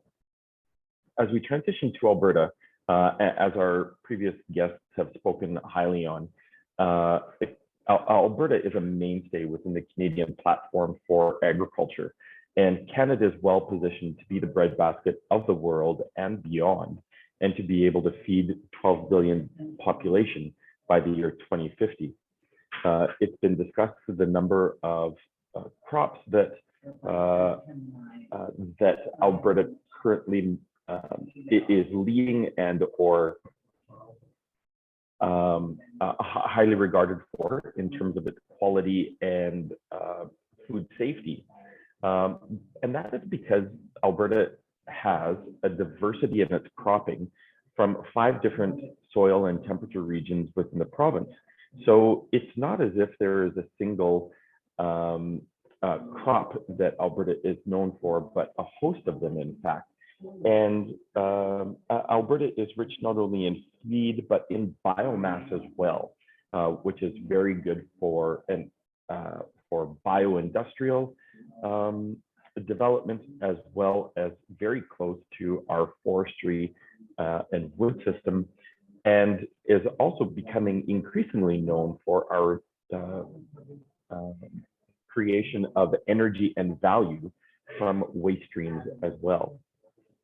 It's been discussed already how the magnitude that Alberta exports, and that's because Alberta is home to major players within the economic ecosystem. Many multinational, international companies are currently positioned here, and our position within Invest Alberta is to continue to not only expand and grow the footprint of those organizations, but everything from small and medium enterprises as well to take advantage of the food and the biomass that I've already discussed.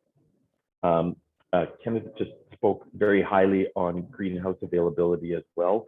Another major considerable area of investment, attraction, and opportunity. The numbers have been discussed, and I'm currently working with a client that is looking to expand of a current measure of 17 million square feet, add an additional 4 million square feet to that infrastructure, and that is simply one individual looking to do that. Agritech and innovation, again, another major platform for investment and opportunity that we see in the province to take advantage, again, not only of the supporting infrastructure of the Irrigation Technology Center, as discussed, but also the multiple technology platforms that are currently on display and supported and will continue to grow through World College Smart Farm and its expanding infrastructure. The Alberta food processing capacity in the province continues to escalate, and that's because, again, we have multiple reasons and supporting infrastructure for that to take innovation and move it to expanded manufacturing. There's a number of reasons why that number continues to skyrocket with the major hub that is available, the talented workforce, and Alberta's electrical and natural gas system are both affordable and dependable, offering food processors utilities to, in fact, work in that space. And just speaking of that rapidly growing sector, you can actually see from the primary commodity side, slightly dipping within the last few years between 17 and 19, the food manufacturing sector is rapidly expanding beyond that capacity and will continue to do so in years ahead. To speak specifically on why investing in agriculture in Alberta is happening so rapidly now, I want to start with the considerable proposition that Alberta is redefining sustainability. So not only are 80% of renewable investments taking place in Alberta over the next 5 years, we are actively in an energy transition from our traditional carbon sources to bio and to clean technologies as well, so that we will see 75% of the approximate 1.4 billion spent annually in that clean tech space. Alberta is growing beyond just the oil and gas industry and the major considerations that have happened most recently, but Alberta will continue and the agriculture specifically will continue to be part of that sustainable production or part of the clean tech transition is happening because of agriculture sustainable production practices for the last few decades. And in this space, the most extraordinary thing to recognize that among other jurisdictions that are being compared for business opportunity in the world, Alberta has 4 very specific things going for it: access to water, a very carbon-rich soil, a protected biodiversity, which is being monitored actively, and it is an enriching element to our environmental story, as well as a well-known leader. Alberta is a well-known leader for all things ESG, in particular governance and good governance practices happening in the province as well. So technology is a platform, again, that continues to be one of the most thriving areas of investment, and ag tech is as well identified as a major consideration for all things investment in that space as a platform to in fact continue to create innovation as well as opportunity and solving the answers or problems that we have with technology-driven answers as we produce food for a $10 billion or 10 billion person population. You can see, just looking at the investment numbers, of the last few years in the tech space, Alberta's numbers are 5 or 10 timesing where they were just a matter of 4 years ago. So we will actively see more than the 2.3 billion in private equity investment in that 2020 space, and more than the near 500 million in the venture capital investment space in the province. One of the, in addition to the ESG and sustainable story that Alberta has, the next element that we're hearing from those that are moving businesses to the province is that we have a young, talented, and dynamic workforce. So highly educated individuals, young population, and growing are all part of that. When you compare Alberta as a jurisdiction to many other companies and many other countries around the world, you can see that Alberta outweighs proportionally every other jurisdiction. And that comes from the major universities and colleges that we have for secondary education. As these are a number of them through both, again, universities and colleges and research facilities that are located within the province. In addition to that, Alberta has the most engineers per capita compared to anywhere else in the nation, and doubling those that are positioned in Eastern Canada as well. There are a continued number of job creation and employment grant opportunities or tax cuts that corporations can take advantage of, because we do not want, nor do we anticipate job creation to slow anytime in the near future. So we have those in place from startups to commercialization phase for operations in the province. In addition to those strong incentives, Alberta is one of the best places to grow and live in. So Canada is ranked very high in terms of the best life index in comparison to other OECD countries. It's definitely the first among our G7 countries.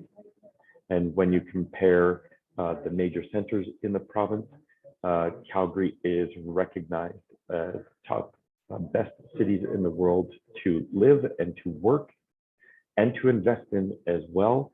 And Edmonton is also recognized last year as one of the world's top best cities to live in, and ranked third as the most affordable city to live in Canada.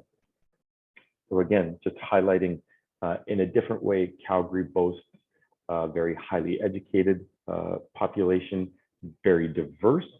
It's a recognizably clean city and is known as the sunniest major city in Canada with 330 days of sunshine each year.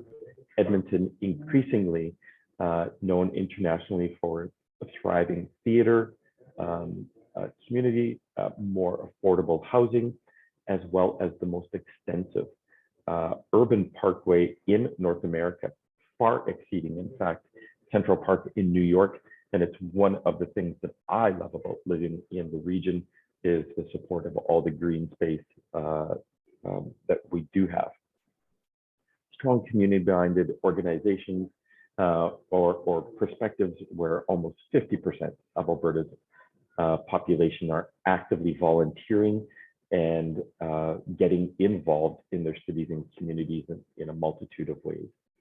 And the province boasts many ways of experience its vast cultural opportunities as well as natural beauties and wonders in all areas of the province.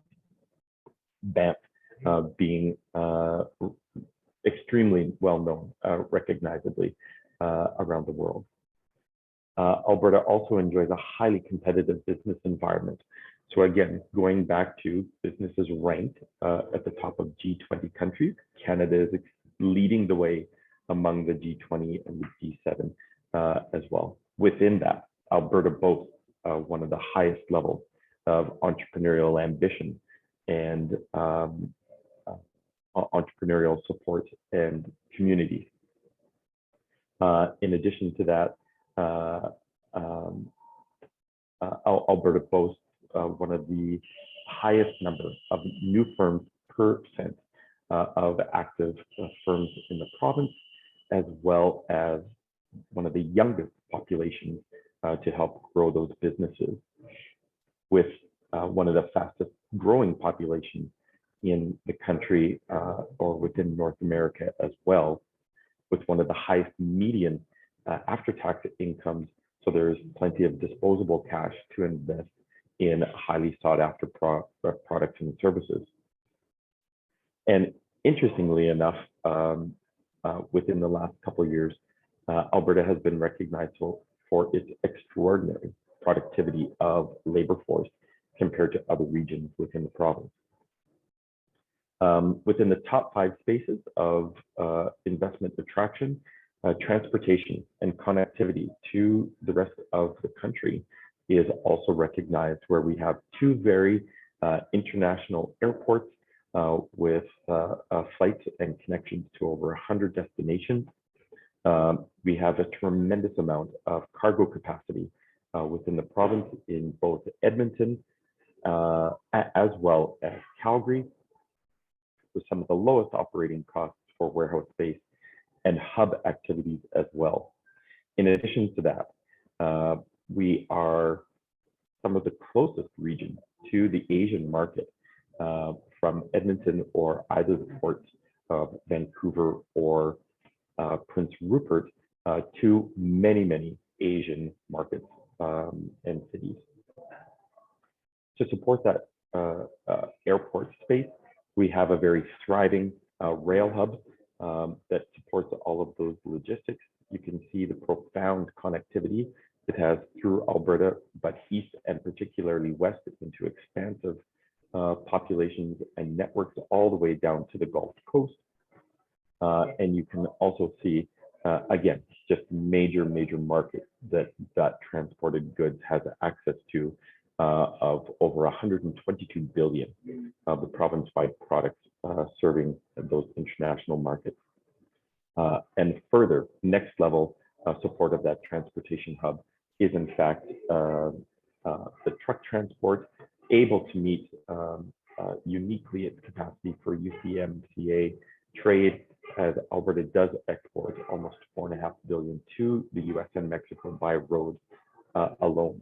So when you begin to look at major highway and infrastructure, this explains that dramatically, and intermodally looking at both plane, rail, and highway transport, you can see that Alberta is accessing a significant amount of markets and access to markets in many places.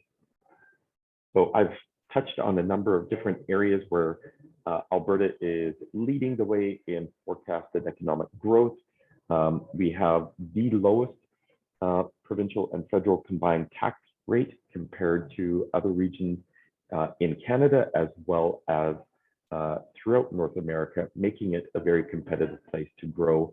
And I just wanted to highlight again, once again, ending that Alberta is leading the energy transition from our carbon sources to alternative sources, leading the way in both wind and solar, and will soon to be playing a major significance in hydrogen play, as well as the potential for biofuels, and the ag business has a significant opportunity to play in all of that as well. Well, thank you very much, Brad. Thank you for bringing us home and really tying everything up with the investment. I want to ask all of the panelists to please come back onto the video. And at the same time, Corin, can you bring up the results of our first poll, please? So we're looking for Joy to come back on. So if we take a look, and our questions at the time was that if you were not at work or your boss isn't watching, what would your beverage of choice to drink be during this webinar? So the first one was coffee to keep me awake, tea to relax me, soft drink or any drink to give me a boost, and then the last one was something more fun to get the party started. So what I can see from here is about 16% of our crowd didn't even hear a single thing that all the panelists have said, because they're long gone now, 1 hour later. But it seems like it's very, very fitting that, especially in the year of the tiger, lots of them have chosen tea to relax. So hopefully they didn't get so relaxed that they're sleeping right now. What I want to do right now is I want to thank all the guests for their patience. And what we want to do is we want to move to the questions, because we have them all lined up. And we want to give everybody the chance to hear their questions and meet with that. But at the same time, Corin, can you pop the second poll for us while we're doing this? So there's a second poll, and we just want to hear from all the guests on which location you're coming from. And while we're doing that, we want to address the very first question that came up earlier on was from Jack. And I think Tom, he was looking and pointing this one to you, Tom, but any of the other panelists can jump in too. And his question is Alberta a good place to raise turkeys? And an answer, yes, it is a good place to grow turkeys. However, turkeys is one of the supply managed industries. So we're only allowed to produce so many turkeys in Alberta, basically the amount that we're producing now. So in terms of new entrants, that's a barrier to new entry. They may be purchasing an existing turkey farm, but we can't go in and increase our turkey production by 20% and export that, for example. So it is good, but it is a supply managed industry. This next one's actually, the next question is for Kenny here. Kenny, what is the average initial cost per acre to build a greenhouse? What kind of numbers do you know of that you can put out? So I did indicate we're looking around $1 million per acre. You're starting greenfield. Starting from greenfield. Following up on that, Kenny, Gary is asking, he said, greenhouses are a heavy investment project. So this is for you and even Brad. Please step in, Brad. Is there any funding opportunities from both the provincial or the federal level for anybody who's considering this type of an investment? Not that I'm aware of, but I'm speaking from a post-secondary lens here, and we support training and problems that the industry is facing that they come to us with. So I'm going to defer to Brad here, and maybe he could have some insight. Yeah, we part of our service with investors is explaining and sharing 29 different incentive programs for substantial investments. So there is both provincial support among all investments, not just specifically for greenhouse, but part of that certainly would qualify. In addition to that, multiple federal programs, not only for incentives, but preferred financing rates. And of course, we'd always be looking for supportive finance, either through syndicated financing at the federal provincial interplay, in addition to corporate and usual financial support there. Mm-hmm. This next one actually comes from Ronnie, and I think Joy, he's looking to have you step in, and maybe even Tom, if you have something to share with us. And I hope I interpret his correction, Ronnie's question correctly, but he's asking about the minimum investment in crop farms managed currently by your institution, and what's the net return on investment. And I think he's trying to figure out a parallel on the numbers that you guys are seeing and what you're dealing with to if somebody was actually going to start their own farm. And how does that, what if you found out? So Joy, Tom, what would your answers be to that? I don't know. I'd probably defer it to Brad, like maybe the last question, but it's I think we have, farms. You have to invest, or the capital involved in there is several millions of dollars.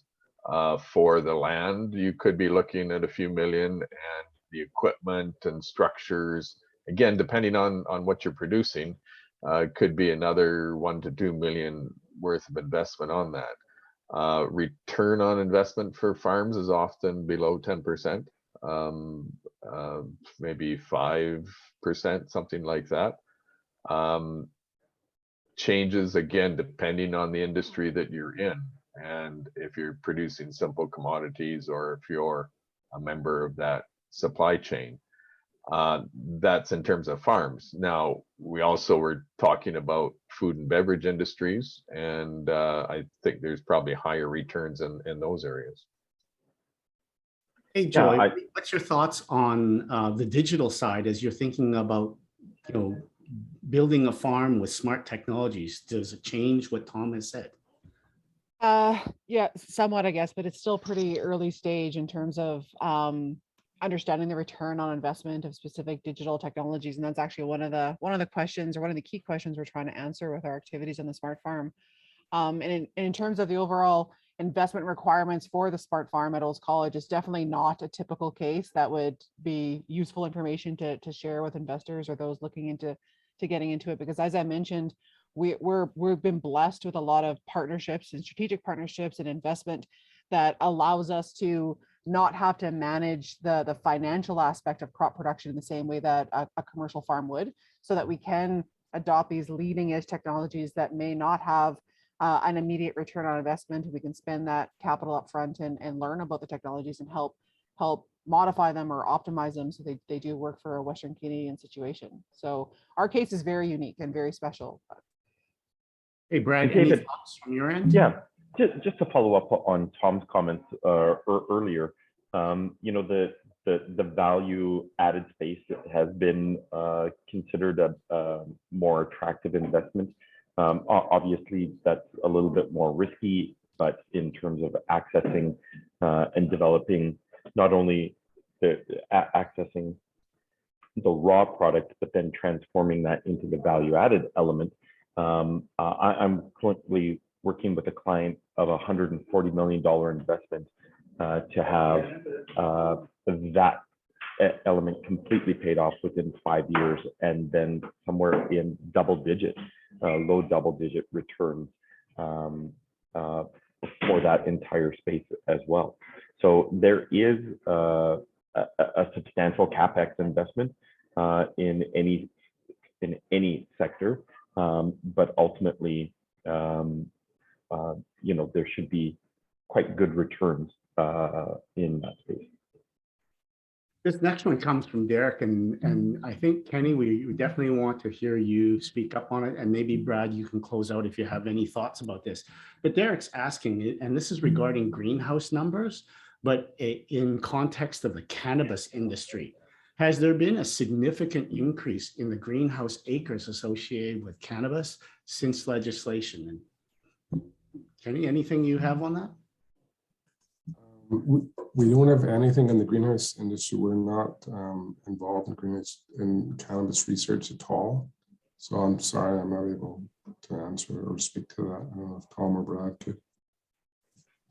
I would only suggest that there was a massive expansion and maybe an anticipation of market demand that never actually came to fruition.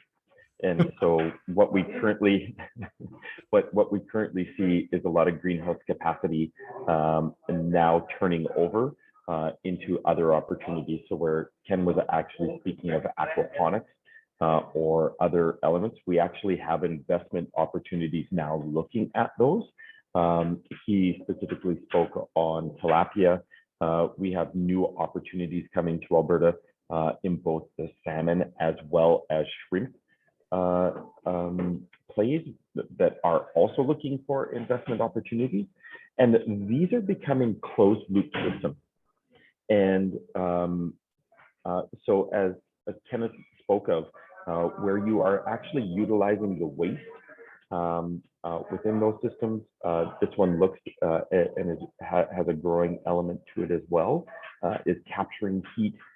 And in some of the business models I've seen is about 99.7% sustainable as it references water utilization as well. So minimal water use in these systems. So really, it goes down to the level of agri-tech play that we're seeing, very, very high levels of sophistication, innovation, and opportunity. Brad, stay on, because I think we want to start with you, and Tom, be prepared to jump in on this one too. This is from Jing, and he asked, do farmers in Alberta and in Canada in general import fertilizer from China? I think we have more fertilizer that is produced in the province. I think with access to locally produced potash mines in Saskatchewan are a major group. So I think that we could be an exporter of fertilizer. There is definitely more opportunity for expansion, and we're seeing that being evaluated and weighed as a hydrogen play. One of the major takes of that play is in fact ammonia, which makes it right for an opportunity for fertilizer being expanded, and again, further access and potential for export. Anything to add? Yeah, I would say we prefer to ship the other way to China rather than from China. And part of it is, Brad mentioned the potash. We produce most of the potash in the world in Saskatchewan. So that can't be manufactured, that is mined. So that goes worldwide. Same thing with some of the potash or the phosphate fertilizers aren't manufactured so much as mined, and that can be exported. Fertilizer is very expensive to ship because it's very heavy, and so we wouldn't be importing fertilizers from China. We produce our own nitrogen fertilizer here and also export it. So for the conventional fertilizers, we wouldn't. There might be a tiny market of some sort of ultra specialty horticulture fertilizers that can be produced anywhere and shipped around the world. That said, Brad was referring to like ammonia and stuff. There's this whole industry of green ammonia and producing sort of lower carbon footprint nitrogen fertilizers for everybody to achieve net zero. That has started in Europe already, and I think we'll be seeing it come across to this part of the world as well. So new ways of producing fertilizer, new technology will be impacting that industry. Well, stay on, Tom, because I think this one we want to go to you right away.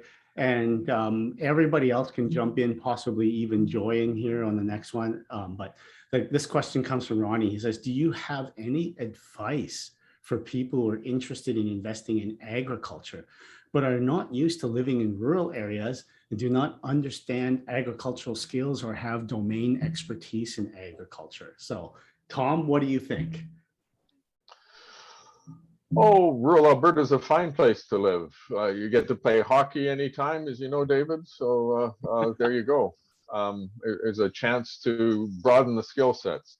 And if there is that barrier of entry of skills and knowledge and capital, I would say partner with somebody. I have seen, farmers from other countries come here and they've ended up partnering with existing farmers.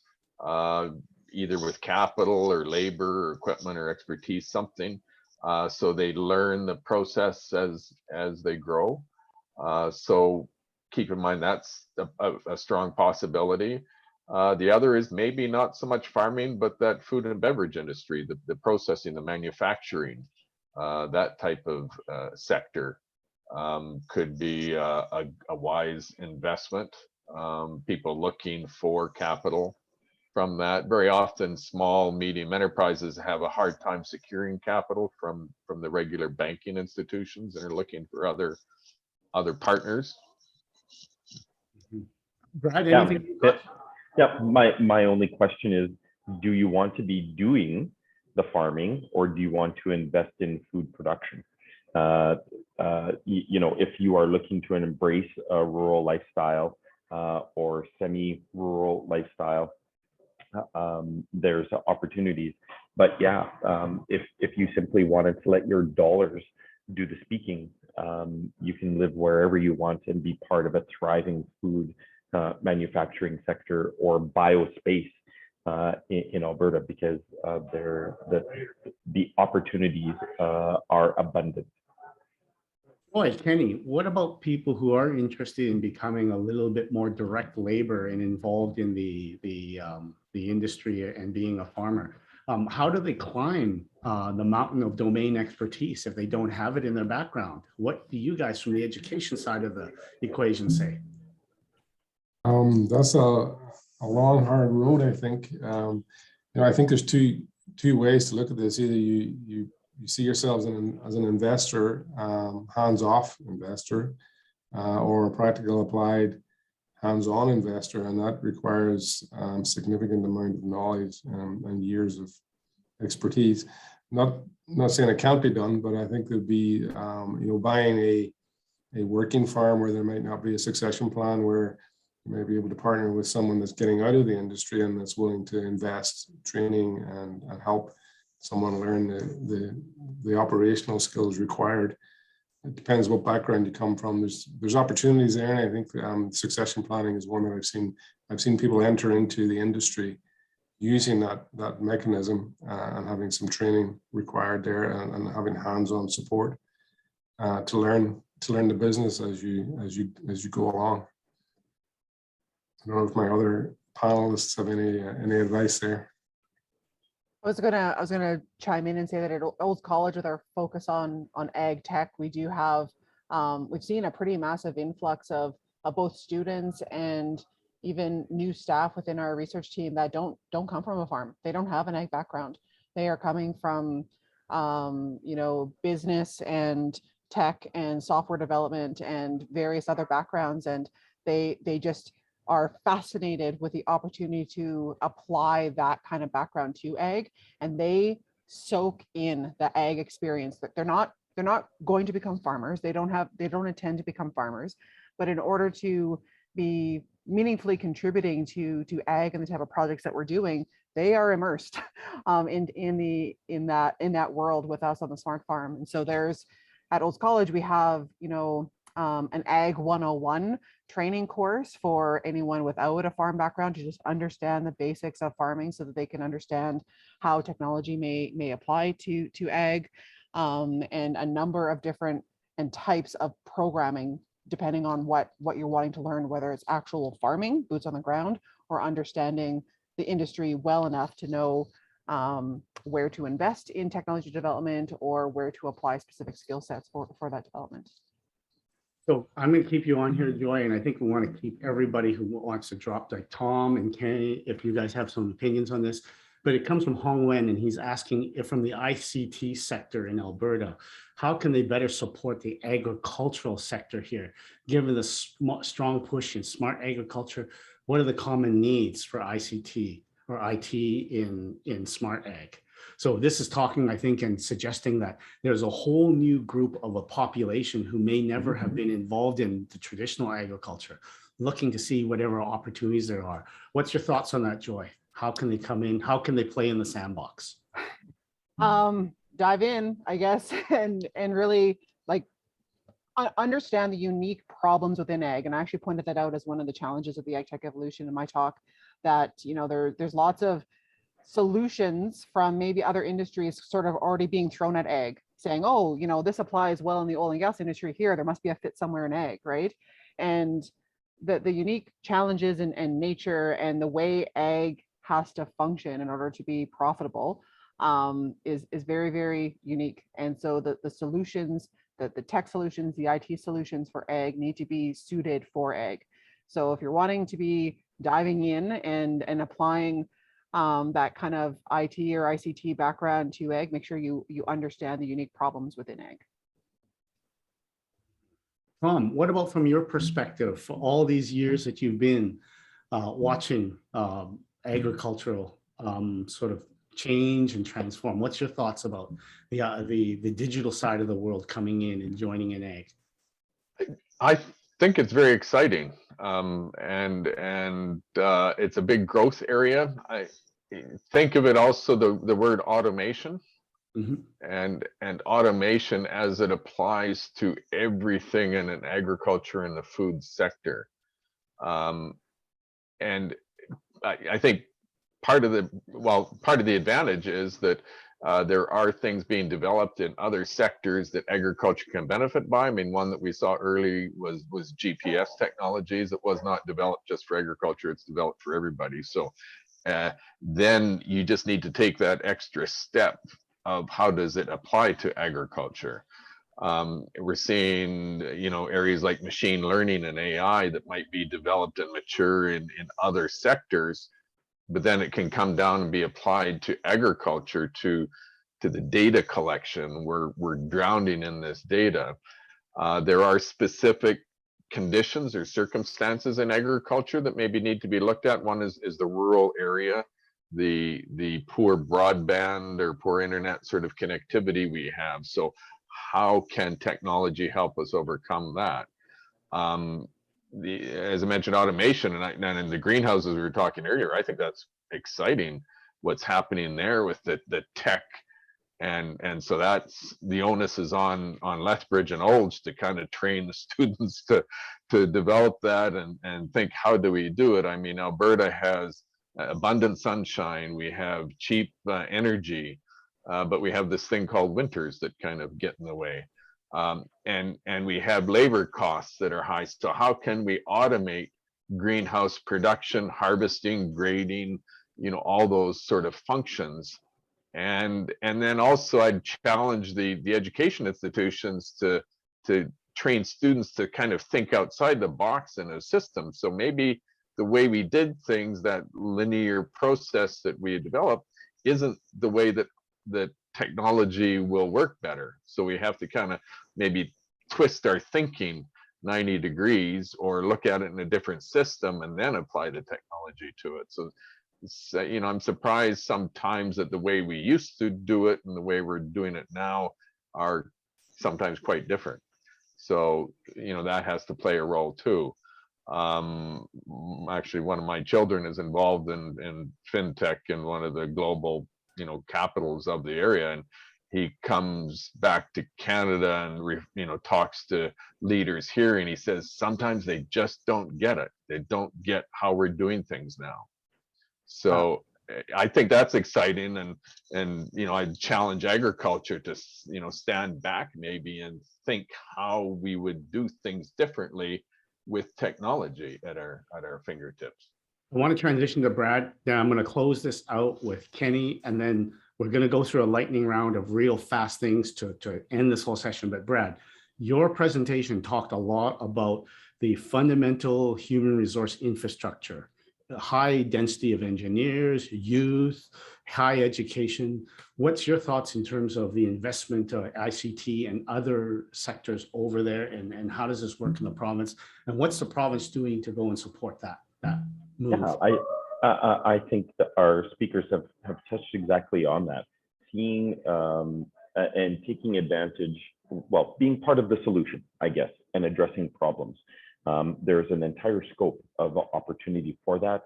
Robotics, blockchain, all of those are elements that have introductory levels into agriculture space now, but there is, again, endless opportunities to look at those fields and how ICT can be incorporated. Okay. Ken, you're going to close this one out. This actually comes from Derek, and he's asking you specifically. You mentioned biochar in your presentation. He wants to know, does Lethbridge do much research in biochar production and use? And oddly enough, I'm smiling. I'm looking at Joy because I know that she and I, we know about a project, and he's asking also, Joy, for you to chime in after. So Kenny, can you open up on biochar, please? Yeah, we do use biochar for water filtration. It's primarily in our Aquaculture Center of Excellence. We find it as an excellent product and a medium for cleaning water. We actually import it. It's a bamboo source that we use. But we don't actually produce it. We actually are purchasers and users of it. Certainly a big fan of biochar. Yeah, so from a crop production standpoint, there's a lot of interest in biochar as a soil amendment for boosting organic matter or soil carbon or just soil properties to boost crop production. The challenges with broadacre application of biochar are numerous, I guess, related to equipment limitations and the application rate that you would need to apply biochar to a typical soil for broadacre crop production. So we are, I guess, more focused on looking at potential uses for biochar in more cash crop or horticultural situations because it's a little bit easier to manage at that scale. And I'm currently working with a client that has a pyrolyzed single source biomass. Some consider it a biochar, but it has a different property coming from a single source because it's not rubber tires and waste and whatever else like some biochars are.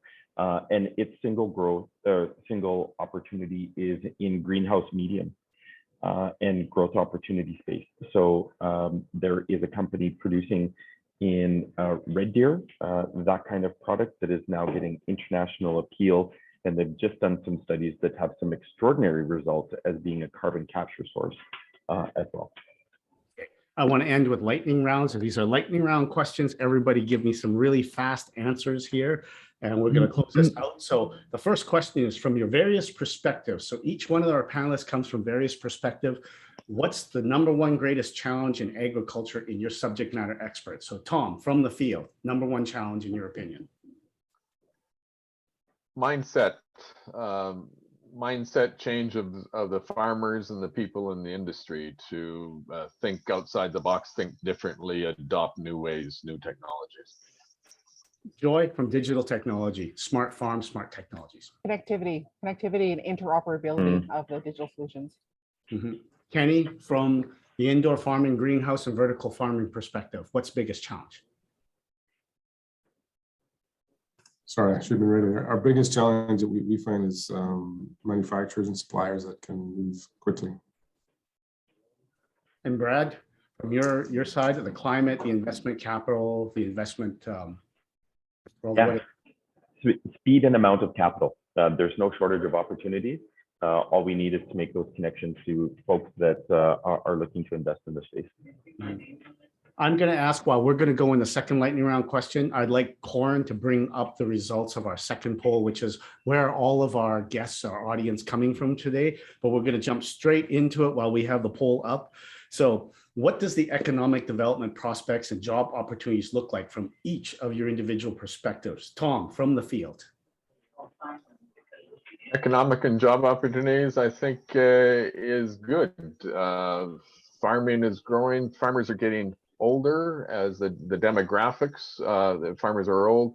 We're going to have a changeover. The new generation is going to be taking over the farms and bringing the innovation with that. Joy, from the digital technology side, and as farms are getting smarter, what's the job opportunities, economic development opportunities there?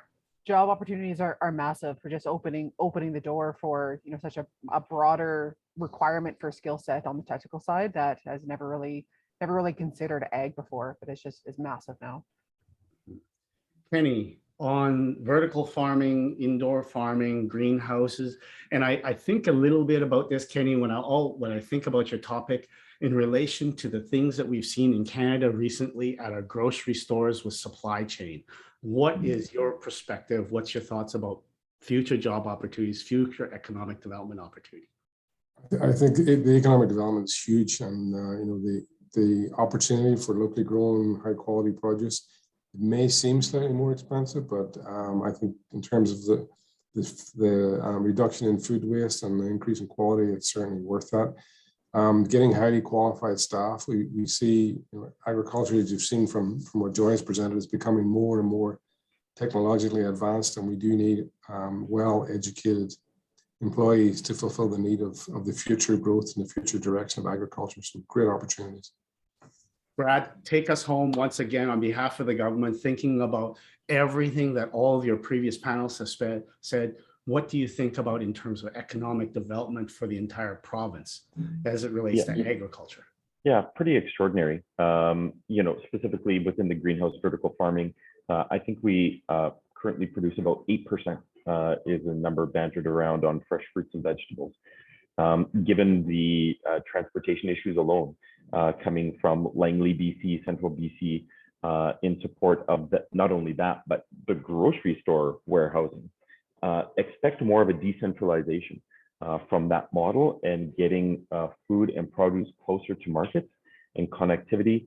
I'm going to guess in the next 5 years that we're going to have a massive expansion of locally grown vertical farming, greenhouse opportunities all over Alberta. And because we create and produce some of the highest quality products and most safe food products, that is going to be highly exportable as well and highly valued. Well said, well said. As we take a look at our polls, we see that 75% of it came out of Alberta, and we see that there is a real nice contingent of people outside of the province and even outside of the country and in other parts of North America. We want to thank all of our guests who stayed on and been patient. We are certainly over time, but I think the dialogue and the content that has been presented by a fabulous panelist group. And on behalf of IAF and CPAC, I want to thank all four of you. You've done an excellent job, and I think anybody walking away from this event will have a lot of things to think about. And if anybody is interested in pursuing this a little bit more, don't hesitate to go and check out Joy at Olds College, Kenny down at Lethbridge, Brad with Invest Alberta. I think you got to keep an eye out for Tom, because he's probably coming to you from some international ag policy paper that's going to come out. But Tom, if you have anything that you want to share with anybody, let them know in the chat. But once again, thank you for all of our guests. Thank you for all of our panelists. I want to turn this back to Shiping. This has been a great event. Oh, thank you, Debbie. And thank you, Tom. Thank you, Joy. Thank you, Kenny. And thank you, Brad. Yeah, I would like to express my heartfelt thanks to all of our speakers for your very active participations in our forum. Our board members have also asked me to pass on their sincere appreciation for your efforts in supporting this event. And also, I would like to take a moment to thank our sponsors, Rise Visa, North America China Health Innovation Alliance, and James Jam. We also thankful for your very generous contribution to our 2022 Agro Forum and look forward to a prosperous future together. Last but not least, thank all of you members and friends for joining us today. It's been such a pleasure being with all of you. I hope you found this forum informative, valuable, enjoyable. If you have any questions or need more information, you can visit us at ChineseProfessionals.org or email us at cpeg@chineseprofessionals.org. Thank you again and have a wonderful weekend. Okay, thanks everybody. Stay warm. Bye-bye.